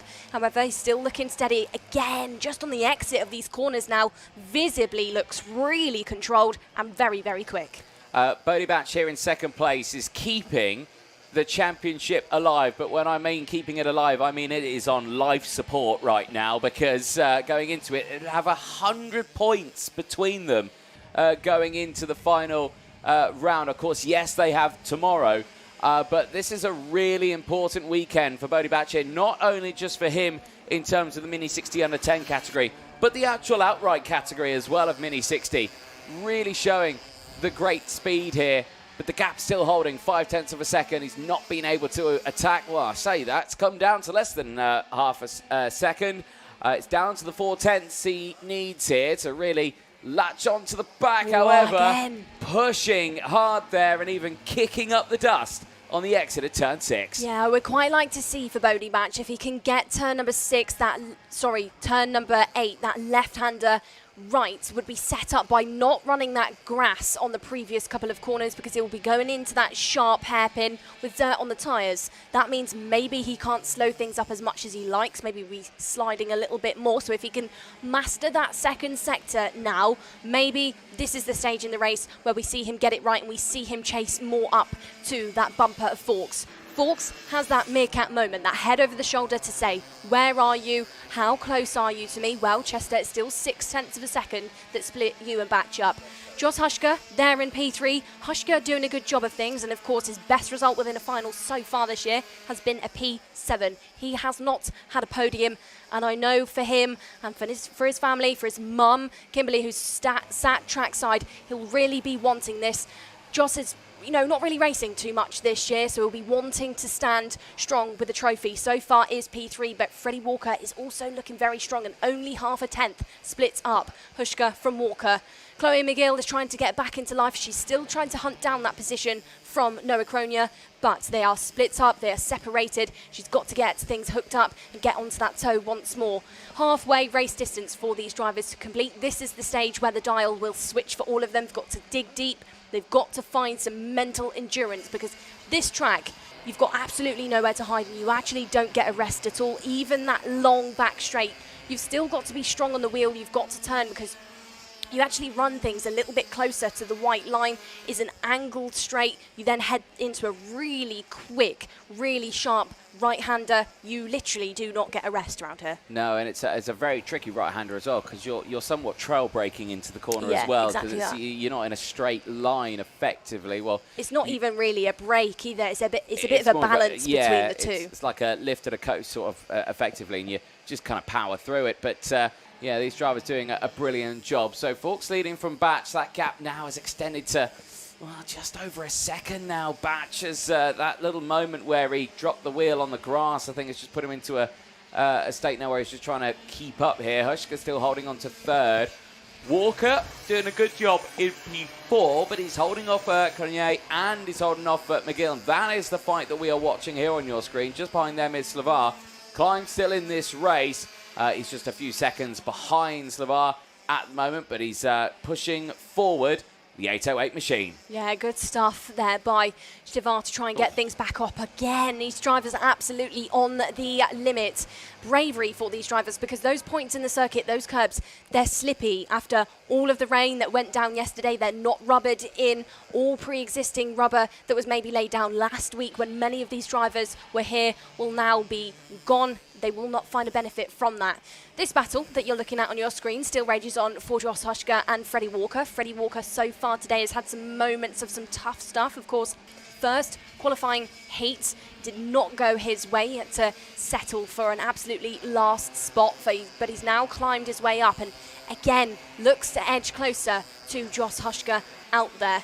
Other names that we're maybe looking for some better results this year compared to what they've had, and maybe could be looking to pick up more points. Chloe McGill, best result Chloe has had so far this year has been a P14 at Silverstone. She's not managed a top 10, not managed a top 5. Maybe her and Benjamin Chavar in this race can work together to chase up to Noah Krohn to get her to achieve that. Maybe, however, Chloe McGill, you can see her on the exit there of that hairpin. Body language. Keeps trying to jump up and down in the cart to try and push it. I think she's maybe getting a bit frustrated out there, Anthony. A little bit. I mean, every driver will do that over their course of their racing career, and I'm sure you can be also a driver who's probably done that in the past. You exit out of a corner and you push your head forward in the hopes that it will help push you off the line, but unfortunately every reaction has an equal and opposite reaction. So if you push forward, it will also work in the opposite effect as well when you go back into your seat. But it is one of these things that a driver will still do it. It's just one of those mentality things that it feels like if it feels like it helps in their own mind. Just a question for you, Anthony. Have you ever driven around here? I have done in a corporate cart. Okay. I was just thinking to myself, of course, these drivers, curb-wise, they run quite a lot of it. Tiredness levels now will be coming into play, but tyres within this stage of the race will also be starting to reduce on the grip. Drivers within the Academy programme are only allocated one set for their entire day. So this is the point where that rubber will now start to get older. Now will maybe cause a couple of drivers out there, like Jos Huschke, who sits taller in the cart, to lack a little bit on pace. Maybe he's chewed through it a little bit more. Maybe that's why you're seeing Freddie Walker, who is much smaller, much lighter than Joss, despite both being in the Mini 60 category, seeing why Freddie Walker is now in this stage of the weekend faster than Hushka. Yeah, indeed. So we will see how this progresses. We are nearing that end point of this race. We are on, as it stands, lap 11 of 13. And 10 laps of this has been completed. And all these drivers here, I think now, just waiting to get to that checker flag. It's been a long old race and been a long old day for them as well. They are the youngest drivers here. And despite the barrels of energy that they may seem to have after a few laps or so, it can get quite tiring out there. Yeah, absolutely. And I think that's why you see a lot of these drivers, before they're going out for a final, stood with big bag of Tang Fastics or similar, getting absolutely piped up on sugar. I know, before finals, my dad used to do that to me, and if my mum knew, she'd probably go mental. I think there was a driver who always ate and was, from my co-commentator back in the day, Henry Burdett, was always given Jolly Ranchers. Oh, yeah, that's a good one. Yeah, the blue ones, though. Wow. You can only get them from America. Yeah. But yeah, no, the blue ones, fantastic. A very natural colour in the food world. Right. Blue raspberries, I've seen those before. Yes, indeed. Yeah. It's not a fruit, so why is it a fruit flavoured sweet? Yeah, indeed. And a lot of people who think blueberries are blue. They're not, they're purple. Right, anyway, we're nearing the end of this race. We're wildly off topic.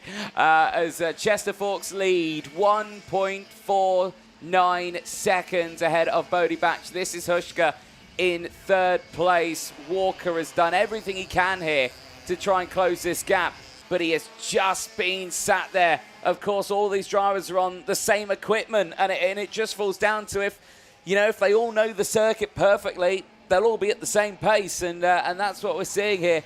Forks, just knowing that circuit that little bit better, has been able to push and break away from the rest of the field as the checker flag is getting readied for the field. Chester Forks here will do everything he can to head to Wilton Mill and into tomorrow as a significant point leader, and I think he will do enough to put it there over the line.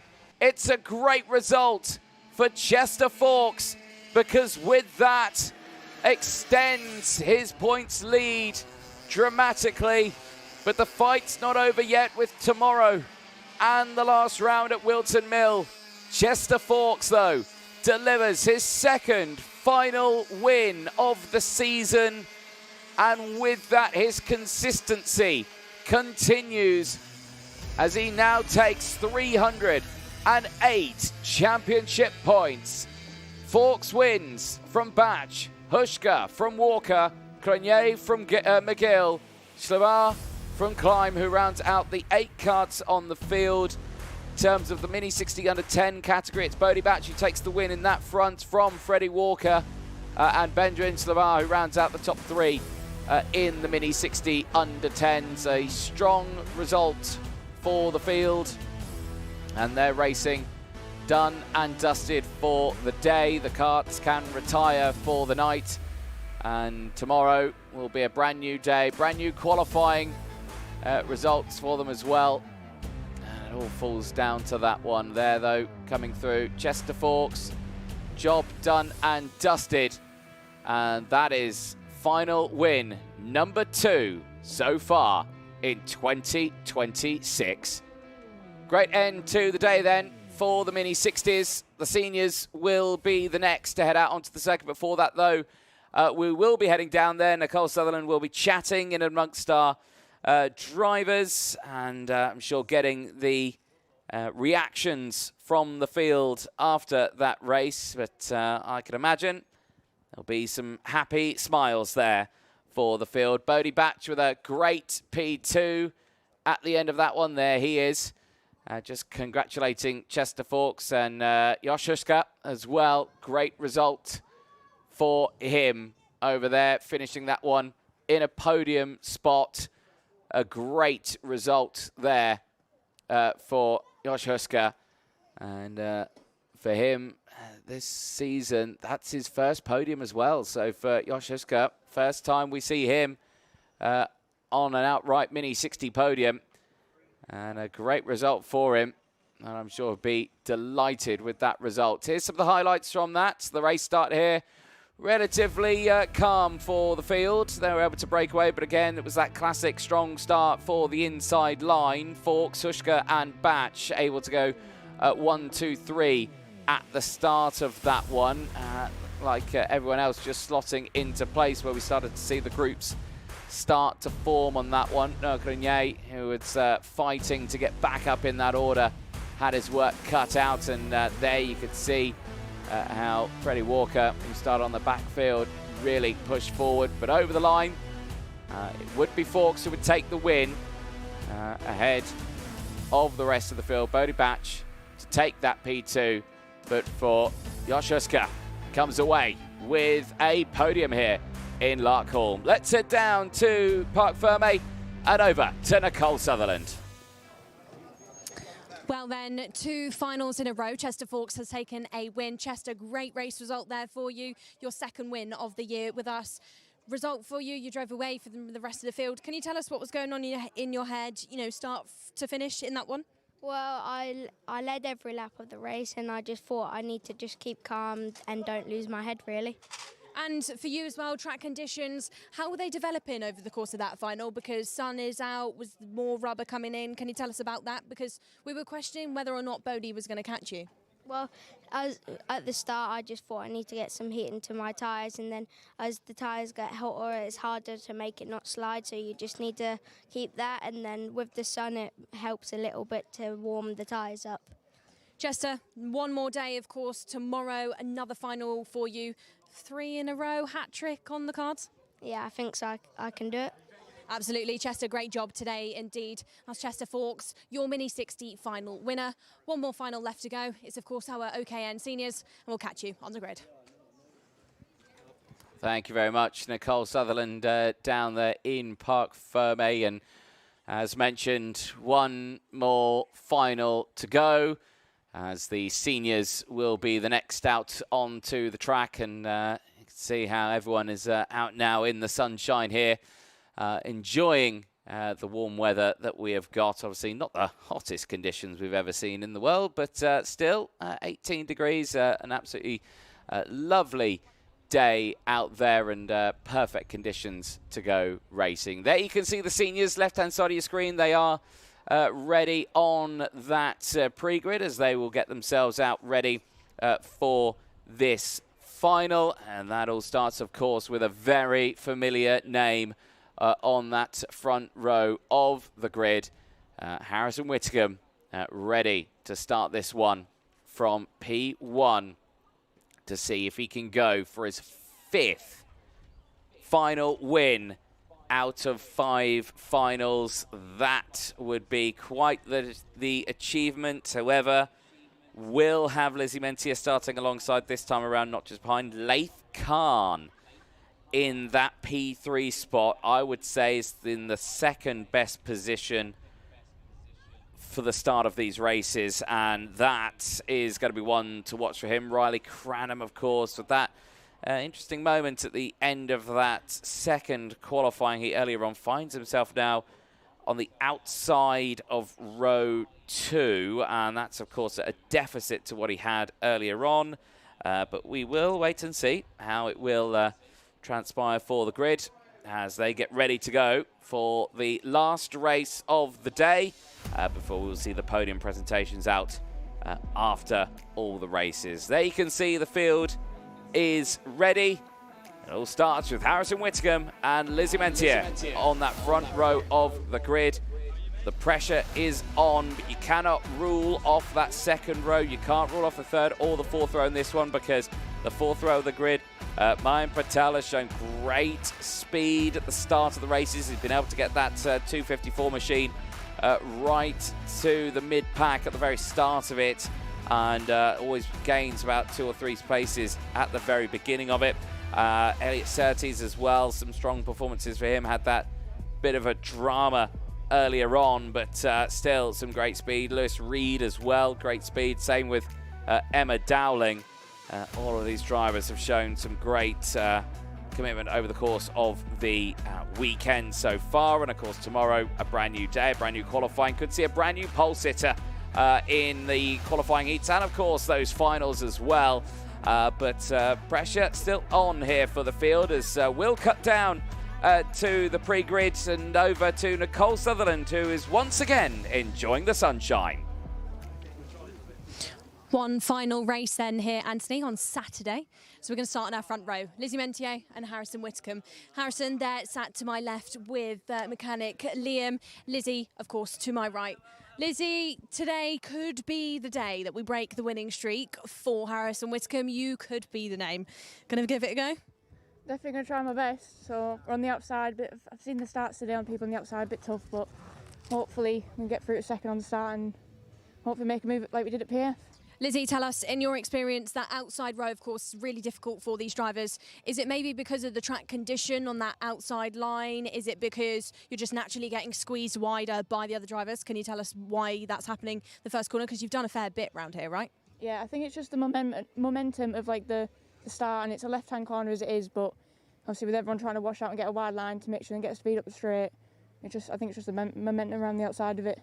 And of course, at PFI, where in the final moments it maybe unravelled slightly for you, despite looking really good at the start. Has that maybe boosted you going into this weekend and given you that extra thing of, I want this to be my opportunity? It's definitely gave me more positive outcome to it. Obviously, we had a nibble at him and it worked for a few laps. And hopefully the pace in this final can go the same way and hopefully we can have another go at him. Well, Lizzie, we'll find out very shortly. Good luck for this one. We then, of course, have our pole sitter there, Harrison Whitcomb, who looks too relaxed. So I'm going to go and... Oh, I was going to go sit down with you. Should we take a seat? OK. Harrison, 4 so far. Could be 5. Yeah, we're going to try our best. And for you, you know, your best has brought you some serious stuff. This weekend could potentially actually close the championship for you if you get 2 out of 2. Thoughts on that? Is it making you nervous? Is it giving you more confidence? Can you tell us more? I mean, I'm not really thinking about it because I know it's quite hard to do it. I need to be 153 points clear. So, you know, I'll try my best. And if we do it, we won't have to do the last round, which would be nice. And of course, this weekend, you've got newer names in the field. Cranham being one of those driver that we know is very quick and has achieved quite a lot. For you, nervous at all? Do you think that they could maybe, like Lizzie say, take a nibble out? Or what are you thinking? Yeah, I mean, Riley's been really fast this weekend. He's been out of the kart for a long, long time. So he's jumped back into it and he's been really good, like really fast. So yeah, we'll just see what the final brings. We will see. Indeed, Harrison, maybe it's 5 in a row. We'll have to see. Good luck for this one. We're going to go now chase up and catch up to Riley Cranham, who, like we said, has come into this one as wildcard entrant, but not a wildcard in the world of karting. Absolutely not. Firstly, Riley, every single time I see you, you get way taller. You now like tower over me. We've not seen you in karting for 6 months. You've gone over to Ginetta, but you've achieved a lot. You're a Kart Masters champion, you're a British champion, you're a Euro Series champion. This weekend, different challenge. What have you thought so far?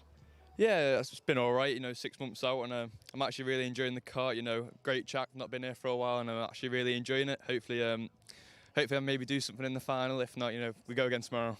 Talking of this final, of course, previous race, we saw you down that back straight, slow up. I originally thought, has he got a problem? Like, you were looking over your shoulder as if something was wrong, but maybe it was actually the case that was tactical? Hey, listen, we don't talk about that because now I'm on the outside again. So, basically, you're saying there was a bit of a thought behind that? Well, I was trying to be smart, but trying to be smart has kind of messed me up here, so... So you tried to be tactical and it bit you slightly because you're not starting as high up as you maybe thought. But in a grid like this, it's maybe a little bit easier to get to the front because you've got not too many behind you to cause an issue? Yeah, no, not too many. Hopefully maybe make a few positions on the first lap, but, you know, just see how the race plans out. Absolutely will. Well, Riley, good luck for this one. Of course, first final in this series for Riley Cranham. Starting alongside Riley Cranham, we've got Laith Khan. Laith Khan we spoke to after his second qualifying heat. Like Riley, like Elliot Surtees, like Mayan Patel, new name in our field, but not a new name in our field, is Emma Rose Dowling. Emma has competed in almost every edition of the Champions of the Future Academy programme. She races in the International Series. She's done bits and pieces out in the UAE with us. And of course, this year, she's in the UK Series. Emma, I'm going to interrupt you and Graham's chat there. What are you talking about? Basically just the race. And tactic for this race, can you give us a hint or two? Starts. Just fix the starts in the last 2 heats. Of course, in the start, you're on the pole side. You've got a bit of an advantage there because we've seen quite a few of these starts with the anti-pole side, drivers finding it really difficult. Yeah, it was a bit difficult. So can you maybe give us some insight into that? I think it's because they get a bit of run into the first corner and then it just leaves us kind of like in the dirt. And Emma, for you, podium, you've had one already. Another one on the cards? Hope so. We'll try our best. Well, Emma, I'll let you get concentrated. Good luck to this final. Of course, we've got Ayrton Ryan out in the front, has just given us our 3 minutes board. These drivers are ready to go racing for your last final of the day here in Scotland. Larkhall, of course, is a test for our drivers, 1.1 kilometres for your OKN seniors to do battle on. 12 corners for these drivers. We'll see if Harrison Whitcomb can master every single one and take his 5th final win of the year, or if maybe a name can snatch that one away. Anthony Jordan, back over to you. Thank you very much, Nicole Sutherland down there on the pre-grid. Well, I would say he's pretty much mastered all the turns already. 2 race wins out of 2 and a pole position. Finds himself P1 for this race and certainly the favourite going into it, but like you say, you cannot rule any one of these drivers out, especially the driver who sits right behind him now for this one. Laith Khan has got a really strong chance here of getting himself on that top step of the podium, or even on that podium for Laith Khan. We've not seen him so far this season. Could we find him on the podium in his first outing? That would be a great achievement for him.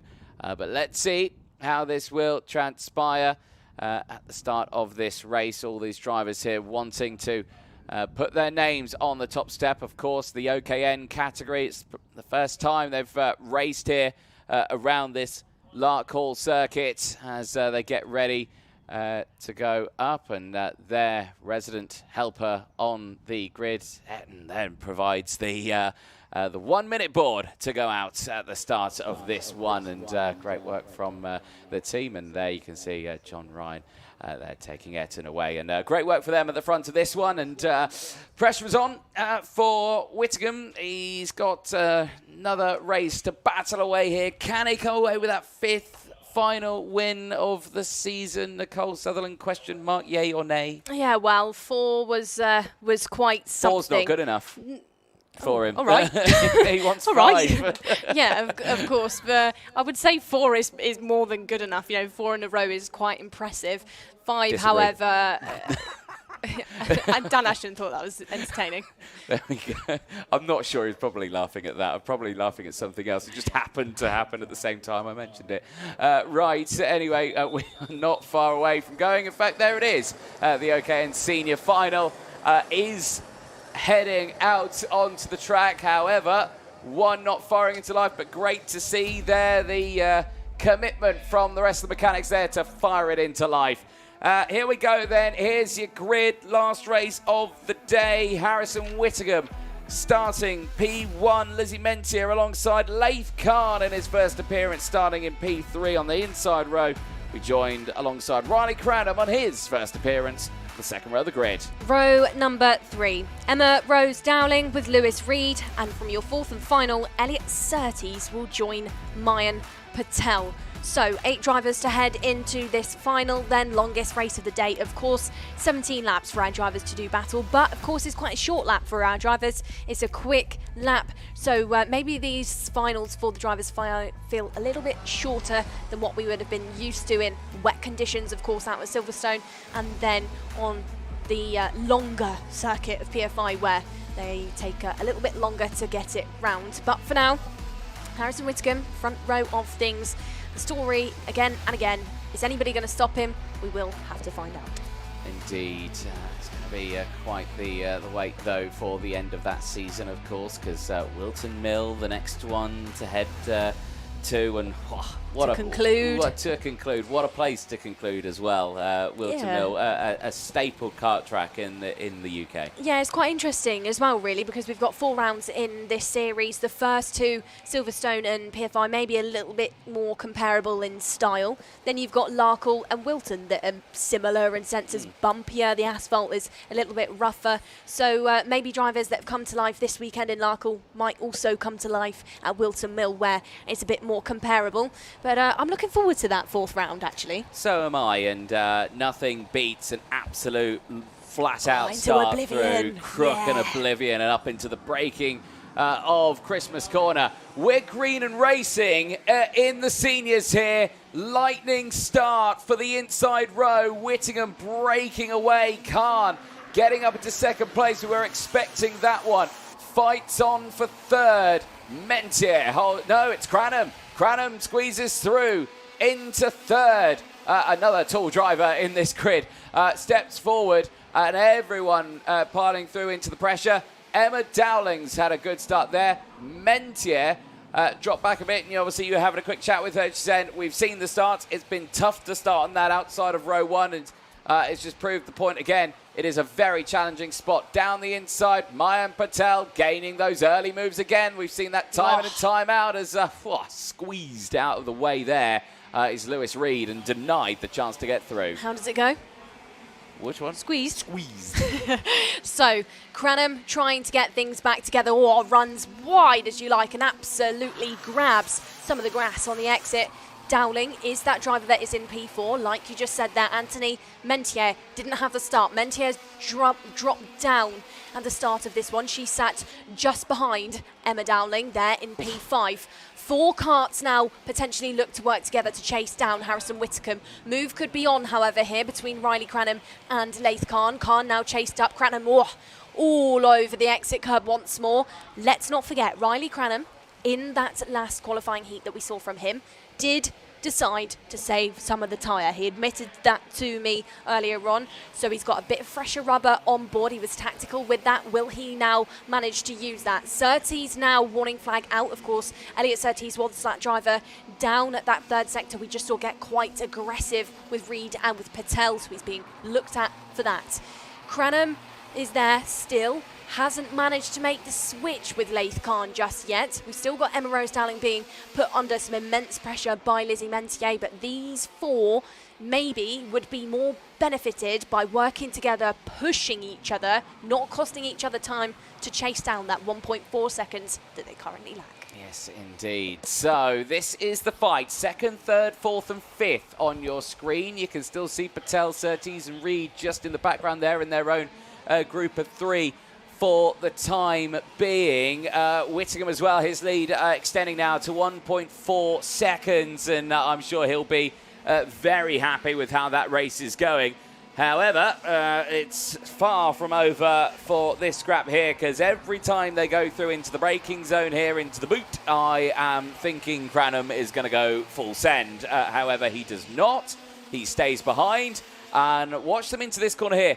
Keep an eye on the braking zones as they go through. Again, very light, but you can see there how Khan takes a much wider entry, suffers a little bit on the exit, and that is how Cranham is able to squeeze through. Big moment for Dowling as well. Might have Lizzie Mentier on the attack as soon as they see one overtake.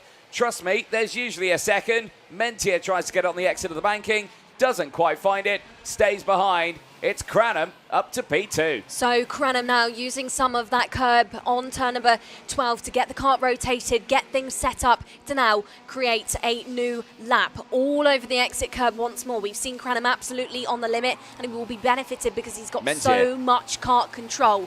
Mentier now looks for the switch, gets the job done, demotes there Emma Rose Dowling and says to her, push forward with me now, let's look at Laith Khan together. They don't want Laith Khan, a new name into this, to beat them to those podiums. Both Lizzie Mentier and Emma Rose Dowling has achieved those so far. For Mentier, it was out at Silverstone. For Emma, it was out at PFI. Now they're fighting hard for that last spot. Switches going on, attempted switches going on in the background. Here we go, that's the change. Great move there by Lizzie Mentier on the exit of that 2nd sector. Gets it done, gets into P2, and maybe allows Emma Rose Dowling to shortly get into P4. Emma put the nose down the inside, but had to back out. Thunk about it, thought about it, didn't do it into that corner. Very, very risky into turn one there. Very high speeds and, yeah, as you say, just backing out of it. Whittingham again, fastest lap out there, breaking away now, 2.3 seconds clear from Cranham. Nothing he's been able to do here to try and close that gap up, and you can see that gap extending more and more lap after lap. This gap here, though, decreasing lap after lap, and in doing so, it's bringing in Patel, Surtees and Reed once again. They have not changed at all either. In the background, they are wanting to get involved in this fight. However, Emma Dowling just yet has not found the gap. Lizzie Mentier now looking really comfortable actually in that P3. I caught up with Lizzie and with her parents a couple of rounds ago, and she was saying, you know, she went out to Malaysia in earlier on in the year for the arrive and drive with the FIA. She put in some really good progress throughout that weekend and came away from it and said, you know what, I want to stick to some OKN racing. Really enjoyable, and you can tell lap after lap and weekend after weekend she's driving around with that. She's consistently now at the front. We saw her challenge at PFI. Maybe now we see her challenge Riley Cranham, who still sat 2.4 seconds behind Harrison Whitcomb. You don't want to call it too early, of course. Much can happen for a race. Whitcomb could make a mistake. Something could go wrong for him at any point. But 2.4, make it 2.5. That is a long way for Cranham to try and chase down. It's not over till it's over, but Cranham's really going to have to try and hope for a mistake or deploy something special within the remaining laps of this race. In the background, this battle still continues to rage on. It's Mayan Patel, Elliot Surtees and Reed in there. They've fallen off the back then of Emma Rose Dowling and Laith Khan, who still are glued together as this challenge is still put in by Lewis Reed, trying to find his way past Surtees, who now just looks to defend. Yeah, indeed. Defensive posture there is allowing Patel to just open up that gap that little bit more here. Up the banking they go, and again, you can see that tighter exit line there for Reed, just trying to get a nose down the inside as and when he can. There into that final corner, always a good opportunity, but you can just see how he just reaches the brakes at the same time. It's just that little bit dubious to go for that move down the inside, and it's understandable because, of course, Surtees is holding that tighter line. He's not going to give him the racing room. If I can imagine, if he's going to try and put a nose down the inside, he will fight for that position. Still back to this fight here. Dowling and Khan, no change just yet again between these two. But again, it's just a case of not when, but where, as it could happen in the blink of an eye in these sort of situations. Yeah, absolutely could. These drivers, of course, it's a tight circuit. It is quite difficult to overtake round here, but the opportunities do open up for drivers. We've seen a couple of overtakes, one of the most notable so far this weekend by Lucian Smith in the juniors in that final corner. You can send a big move down the inside at that final corner, but you've got to be brave with it and you've got to really trust that grip. For now, Emma Rose Dowling cannot find some of that. She's still not managed to go for this move. Maybe it exists down towards some of the more tighter corners, maybe and see the hairpin left. We'll watch if that opens up for Dowling. So they're now starting to set things up and approach. They now run into the right-hander then, over the bump, in towards the left. Again, still not gone for it. Still has to settle for P5. Out in the front though, 3 seconds now split up Whitcomb and Cranham, because Cranham's now starting to get reeled in. Lizzie Mentier has actually arrived on Riley's door. Certainly so, and we watched that battle whiz past our commentary box, and yes indeed, a fight is most definitely on here all the way down the field, and you got to say, you know, you got to feel a little bit for Whittingham here, who's just out there and it's just like, I'm not really racing anyone, I'm just having my own race. He's actually not raced anyone this year. You know, every single final that he's took, he's been in his own air. Okay, he's had to defend maybe for 2-3 laps. Well, he had the close one at PFI. Yeah, 2 or 3 laps slightly at PFI. When Lizzie Mentier was there, we had the likes of William Antropus challenge at points. But for the most part, Whitcomb has driven around by himself. Talking of not driving around by themselves anymore, Cranham and Mentier, because they are now starting to get closer and closer. Lizzie Mentier in this stage is really starting to find something. Cranham tried to deploy a tactic earlier on today where he tried to save some of the tyre. That doesn't look like it's going to help him when it comes to the head-to-head between him and Lizzie Mentier. Mentier's got more experience now within this kart, and let's not forget, she's done every round of the series so far, and that looks to be helping her within the late stage of this race.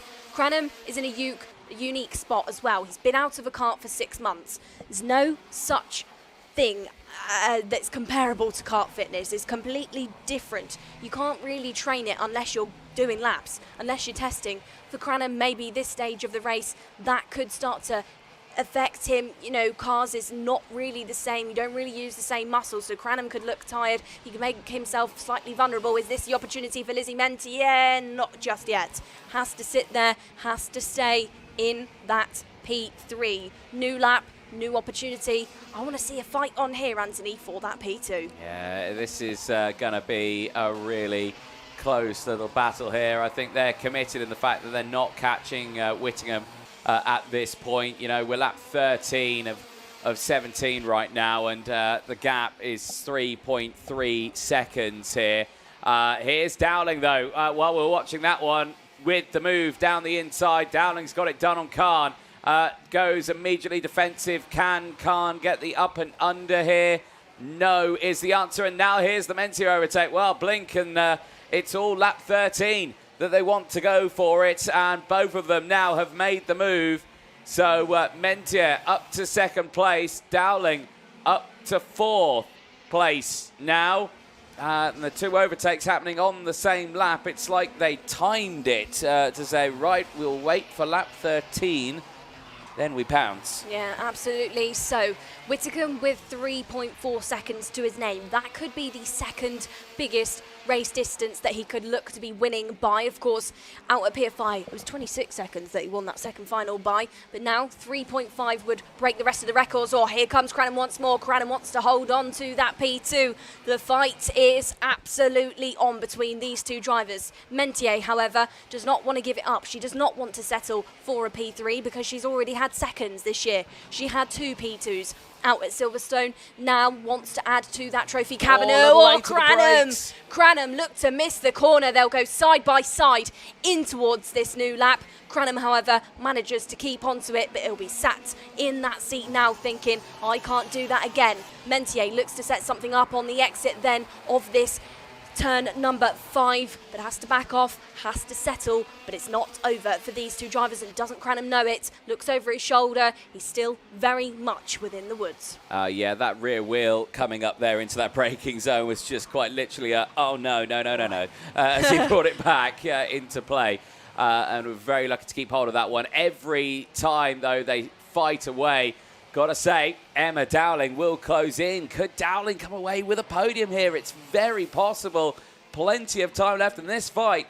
Far from over just yet. Yeah, absolutely. So here we go again. Oh, great move by Lizzie Mentier. Mentier caught Cranham off guard. Cranham looked over his shoulder, made himself vulnerable. She knew he wasn't concentrated, and she said, you know what? I'm going to use the most of that. Now Emma Rose Dowling is probably driving around getting a bit excited because she does start to close in, but for Riley Cranham, that is 2 big mistakes really in the course of just a couple of laps. Mentier now holds onto that second, but is Cranham going to try and snatch it back? They're going to go side by side on towards the entrance. Mentier defends things, holds off. Cranham does not get the exit. Does not get the exit, doesn't hold the brake, slightly slides there, bogs down. Mentier can now settle down slightly. She's got some distance now between her and Cranham as we edge closer to the last couple of moments of this final. We do indeed. Over the line they go. On to that final lap of this race. Whittingham's lead, 5.5 seconds now for Mentier and Cranham. There he goes on your screen. And, well, what can we say about this young man here? 5 for 5 he is looking at right now. He is certainly becoming a thorn in the side of the field. He adds more points to his championship advantage that right now he's got 379 from Mentier's 288. That is quite a significant advantage that he has got, but there's still a long day tomorrow. Checker flag is out. Whittingham across the line takes his 5th final win of the season, and he knows it. Sunbathes over the line ahead of Mentier and Cranham, who takes his first podium of the season in his first outing. Khan just misses out with the fight from Dowling. Dowling holds on to fourth from Khan. Surtees did squeeze past Patel. Reed rounds out the 8-car field. There is your full results. Whittingham from Mentier, Cranham from Dowling, Khan from Surtees, Patel from Reed. Great racing nonetheless in that final. But Whittingham in his final tally now adds one more, extends it to 5 final wins out of 5 finals we have seen over this season. Well, they'll drive in to the Weybridge area. The final checks to be made then. But as we've seen time in and time out over the course of the season, all has been well here for this young man. The checks will be made. Thumbs up there. All good for Harrison Whittingham. And he will make his way back into Parc Ferme. A great end to the racing here. And a very strong performance indeed. And quite the celebration over the line as well. Cool, calm, collected. Sunbathing his way to a 5th final win. And there you have it. Smiles all around for Harrison. And another superb result here for him as he's looking to take that ticket to head to the World Championships this year. And of course, that chance of taking that run with the Argenti Formula outfit as well. Here is the highlights. And a very calm, collected start then for Whittingham. It was a very busy start in the background. Mind Patel with the early overtakes. Cranham fighting forward past Khan. That started a chain reaction. Mentier as well would make a similar move on Dowling on the exit. Later they would fight back for position as well. All the action happening in that top moment. Even the fighting at the back of the field still rage on for quite a few moments in that race. Of course, Reed and Elliot Surtees going wheel to wheel. Then the changes, firstly here, we saw that change to second place. Mentier down the inside, getting that move done. Cranham fighting it back though, really brought in Dowling into play. That was the definitive overtake there. Just found the gap down the inside, turns 1 and 2. Was able to take it as over the line would go Harrison Whittingham, once again claiming his 5th final win out of 5 finals in 2026. Well, an amazing achievement for that young man there. But like we say, the weekend and the racing this season not done yet with tomorrow's racing and, of course, Wilton Mill. Let's head down to Parc Ferme, though.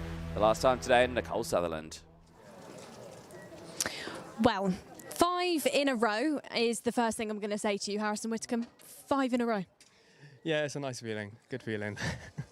And out there in the front for you, driving around again in that top spot, how are you managing to just keep things together? Because it's actually a bit of a challenge when you're out there to keep really focused when you're literally just doing lap after lap by yourself. Yeah, it's a bit like a test day, and you literally just don't look behind. You just focus on hitting each apex. And I'm looking over at Liam telling me the gap all the time, and I don't think his arms can get any wider. And of course, data-wise, 26 seconds has been your biggest race win so far this year. That was out at Silverstone. You've now just got your 2nd largest race win of 5 seconds. So good achievement in itself. Casting our minds forward to tomorrow, though, one more final and maybe 6 in a row. I'll give it a go, but I'm sure Mayan and Riley, they're all going to find more pace because it's their first time in the kart. So, yeah, they're only going to get faster and faster. So it'll be a good race. Well, Harrison, again, for the 5th time, I'm saying to you, #1 spot on the podium. We'll see you on that podium later on. That's Harrison Whittingham, your senior final winner on the first day here in Scotland. What a day for our drivers then, but more, of course, coming up tomorrow. Identical format, and Anthony Jordan will tell you just about that. Thank you very much, Nicole Sutherland. As they cut straight to the camera there. I wasn't ready. I was gawking at the screen. Very busy day, but it does end with a high note for many of our drivers. But like we say, a very busy day tomorrow as well. We are going to take a short break. Do not go anywhere, though. Those podiums will be live on the stream, so make sure you stay tuned for those ones. You'll celebrate the winners of the Mini 60 under 10, the juniors and the seniors. But for myself, Anthony Jordan and Nicole Sutherland, for now, it's goodbye. We'll see you on those podiums, and we'll see you bright and early tomorrow morning as well. Don't go anywhere.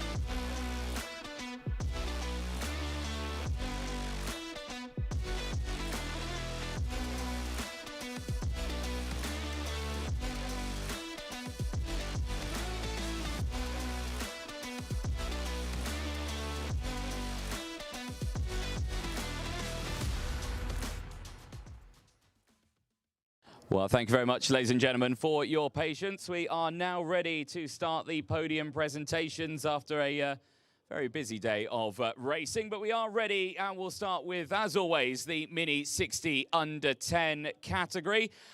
So please, first of all, welcome onto the podium, finishing third place in the Under 10, seventh place overall. Give it up for Benjamin Slavar.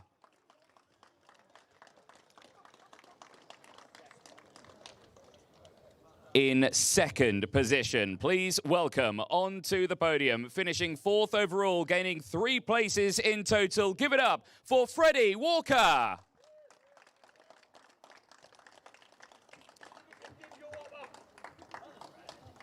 And your race winner in the Mini 60 Under 10 category, finishing second place overall and also gaining 3 places. Give it up for Bodie Batch.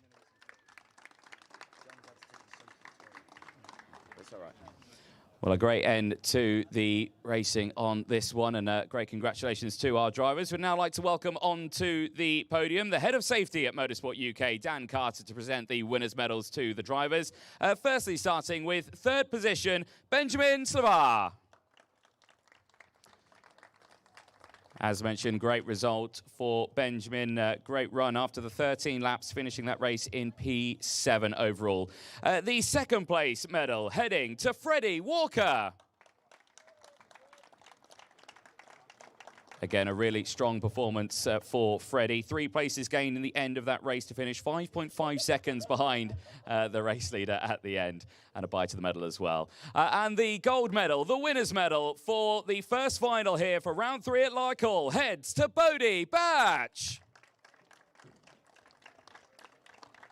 Again, a great effort for Bodian as well. 3 places gained in that final. Well, Dan, if you want to join them for a photo up there, a nice big smiles for all of our drivers. And then what we'll do is we'll get you all on the top step of the podium as well. So all squeeze in nice and close. So, yeah, Benjamin and Freddie, if you want to join Bodie up there. And great end to their racing. Nice big smiles at the end of a very busy day. And the good news is they get to do it all again tomorrow, and hopefully the sun is still shining on our Mini 60 Under 10s. One big final round of applause for Mini 60 Under 10s. Well, thank you very much, guys. We will step over now to the main Mini 60 Under 10 category. And again, very close at the very end, but still our top 3 separated by 4.4 seconds at the very end. So firstly, please welcome onto the podium, finishing in third position, his first podium of the season as well. Give it up for the 852, it's Josh Hushka.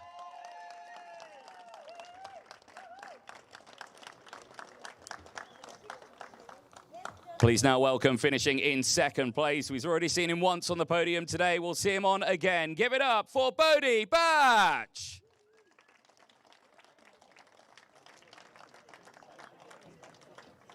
And finally, your final winner for Mini 60 for round 3 here at the Larkhall International Circuit. Please give it up for Chester Fawkes. Ready? Yep. Well, a great end to their racing for the field, as we will now listen to the national anthem of Great Britain.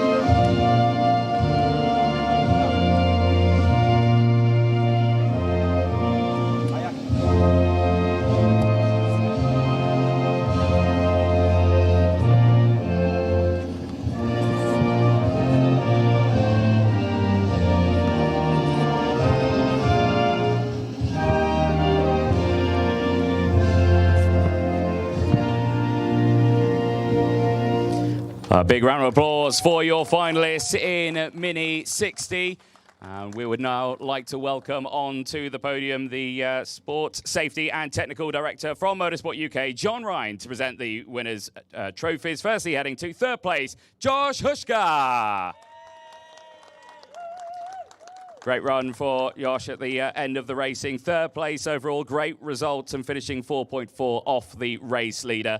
The second place trophy heading to Bodie Batch. Again for Bodie, standing on the top step of the podium in the Mini 60 under 10s and also taking P2 in the main full class. And finally, his second final win of the season, his second P1 trophy heads to Chester Fawkes. Great result for Chester, of course. He will start tomorrow as that points leader.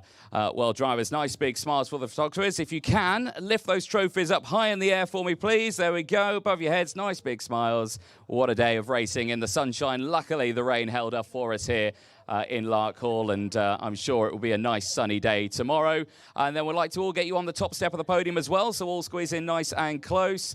Nice big smiles again for all the members of the media and friends and family as well to get their photos in also. Great end to the racing, and as we mentioned, it all gets to happen again tomorrow for Mini 60 under 10. Ladies and gentlemen, please give a huge round of applause for your Mini 60 finalists.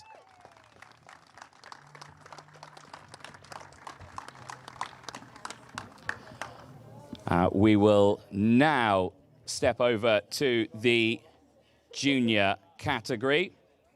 Again, another very busy race and a very close race at the end of that final. The top three separated by only 0.6 of a second. Very close indeed, but it starts with third place. Please welcome on the podium. He takes 38 championship points going into tomorrow. Give it up for Colby Patterson.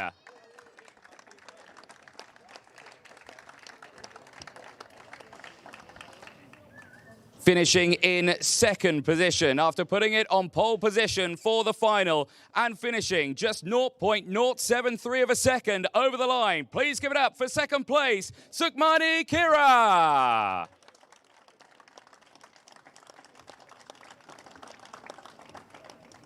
And your race winner, after starting on the front row of the grid, extending it to P1 and taking the fastest lap of the race as well. Please give it up for the number 11, Lucian Smith.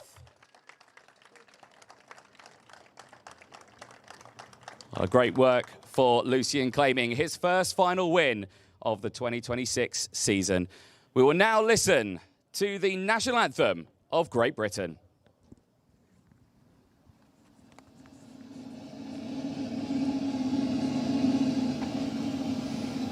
Let's skip that bit.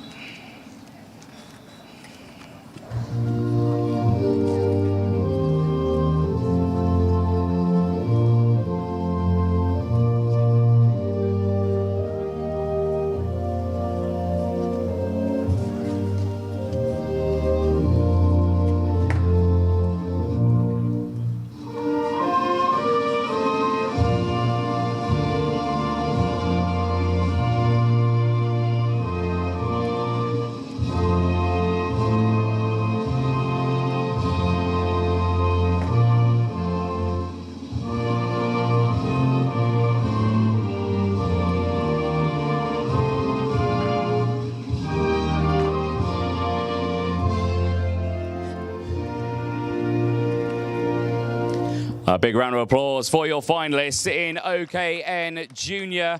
Once again, please welcome the head of safety for Motorsport UK, Dan Carr, to present the winners' trophies. Firstly, heading to third position, Colby Patterson. And great result for Colby, finishing that one 0.6 of a second off the race leaders. The second place trophy heading to Sukhmani Kira.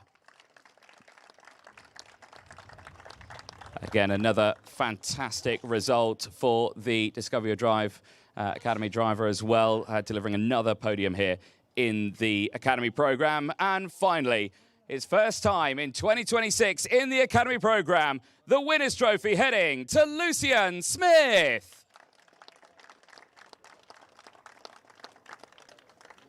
And again, another great result for this young driver here. Well, drivers, nice big smiles. If you could lift those trophies up nice and high in the air for me, please. Nice big smiles at the end of a very busy day in the sunshine here in Larkhall. And as we say, we get to repeat it tomorrow, a brand new qualifying heats and finals to see where they will finish. And then if we get you all on the top step of the podium as well, all squeeze in nice and close. One big group photo at the end and another trophy to hang on the mantelpiece at home. A great way to end the Saturday's racing. And as we say, rinse and repeat tomorrow. Ladies and gentlemen, one big final round of applause for OKN Junior.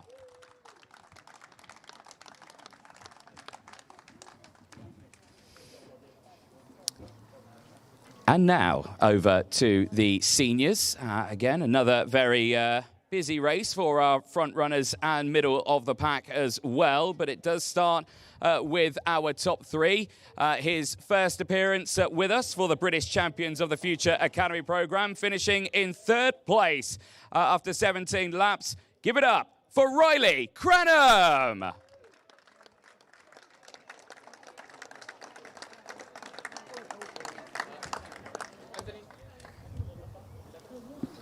Suit up for us, please, Riley. There we go. Please welcome to finish in second place, 5.6 seconds behind the race leader at the end. Please give it up for Lizzie Mentier.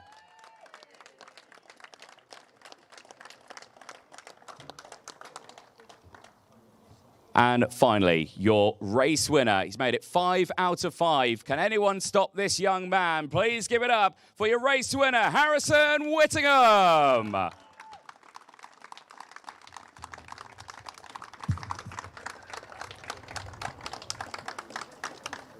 We will now listen to the national anthem of Great Britain.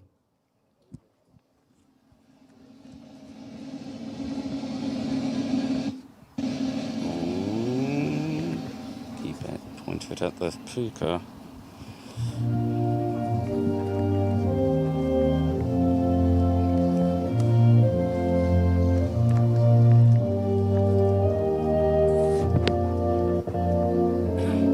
Do not cover it. It's dark.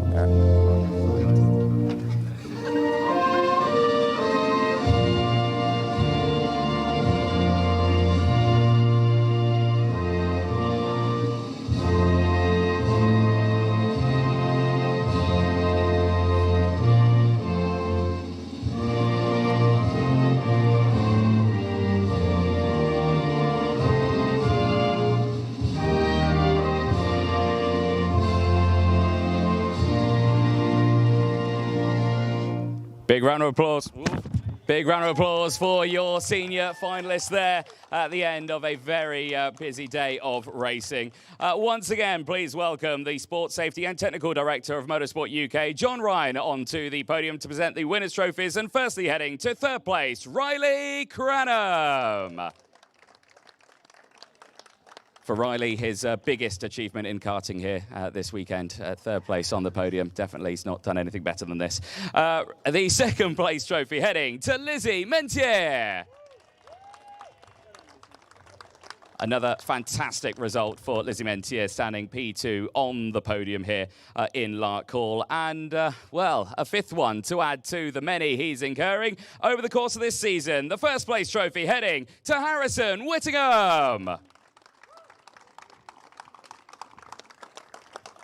Again, great end to the day's racing. Well, drivers, lift those trophies nice and high in the air for me, please. A very busy day of racing, but we see nice big smiles on their faces as, again, it's rinse and repeat for tomorrow for the seniors. Brand new qualifying heats and finals, of course. Could we see a change in the tides, or will it be business as usual? Well, drivers, you stand on the top step of the podium for me, please. We'll jump in nice and close. I know it gets a bit trickier the bigger the drivers get with the age, but there we go. Don't worry, you're still the tallest there, Harrison. Well done. Perfect, yes. Well, ladies and gentlemen, one big final round of applause for OKN Senior. Well, a fabulous end to the racing, but like we say, the weekend's not done and dusted yet. It's a brand new day tomorrow with time qualifying heats and finals. From myself, Anthony Jordan, and Nicole Sutherland, we'll say goodbye for now, and we'll see you bright and early tomorrow morning.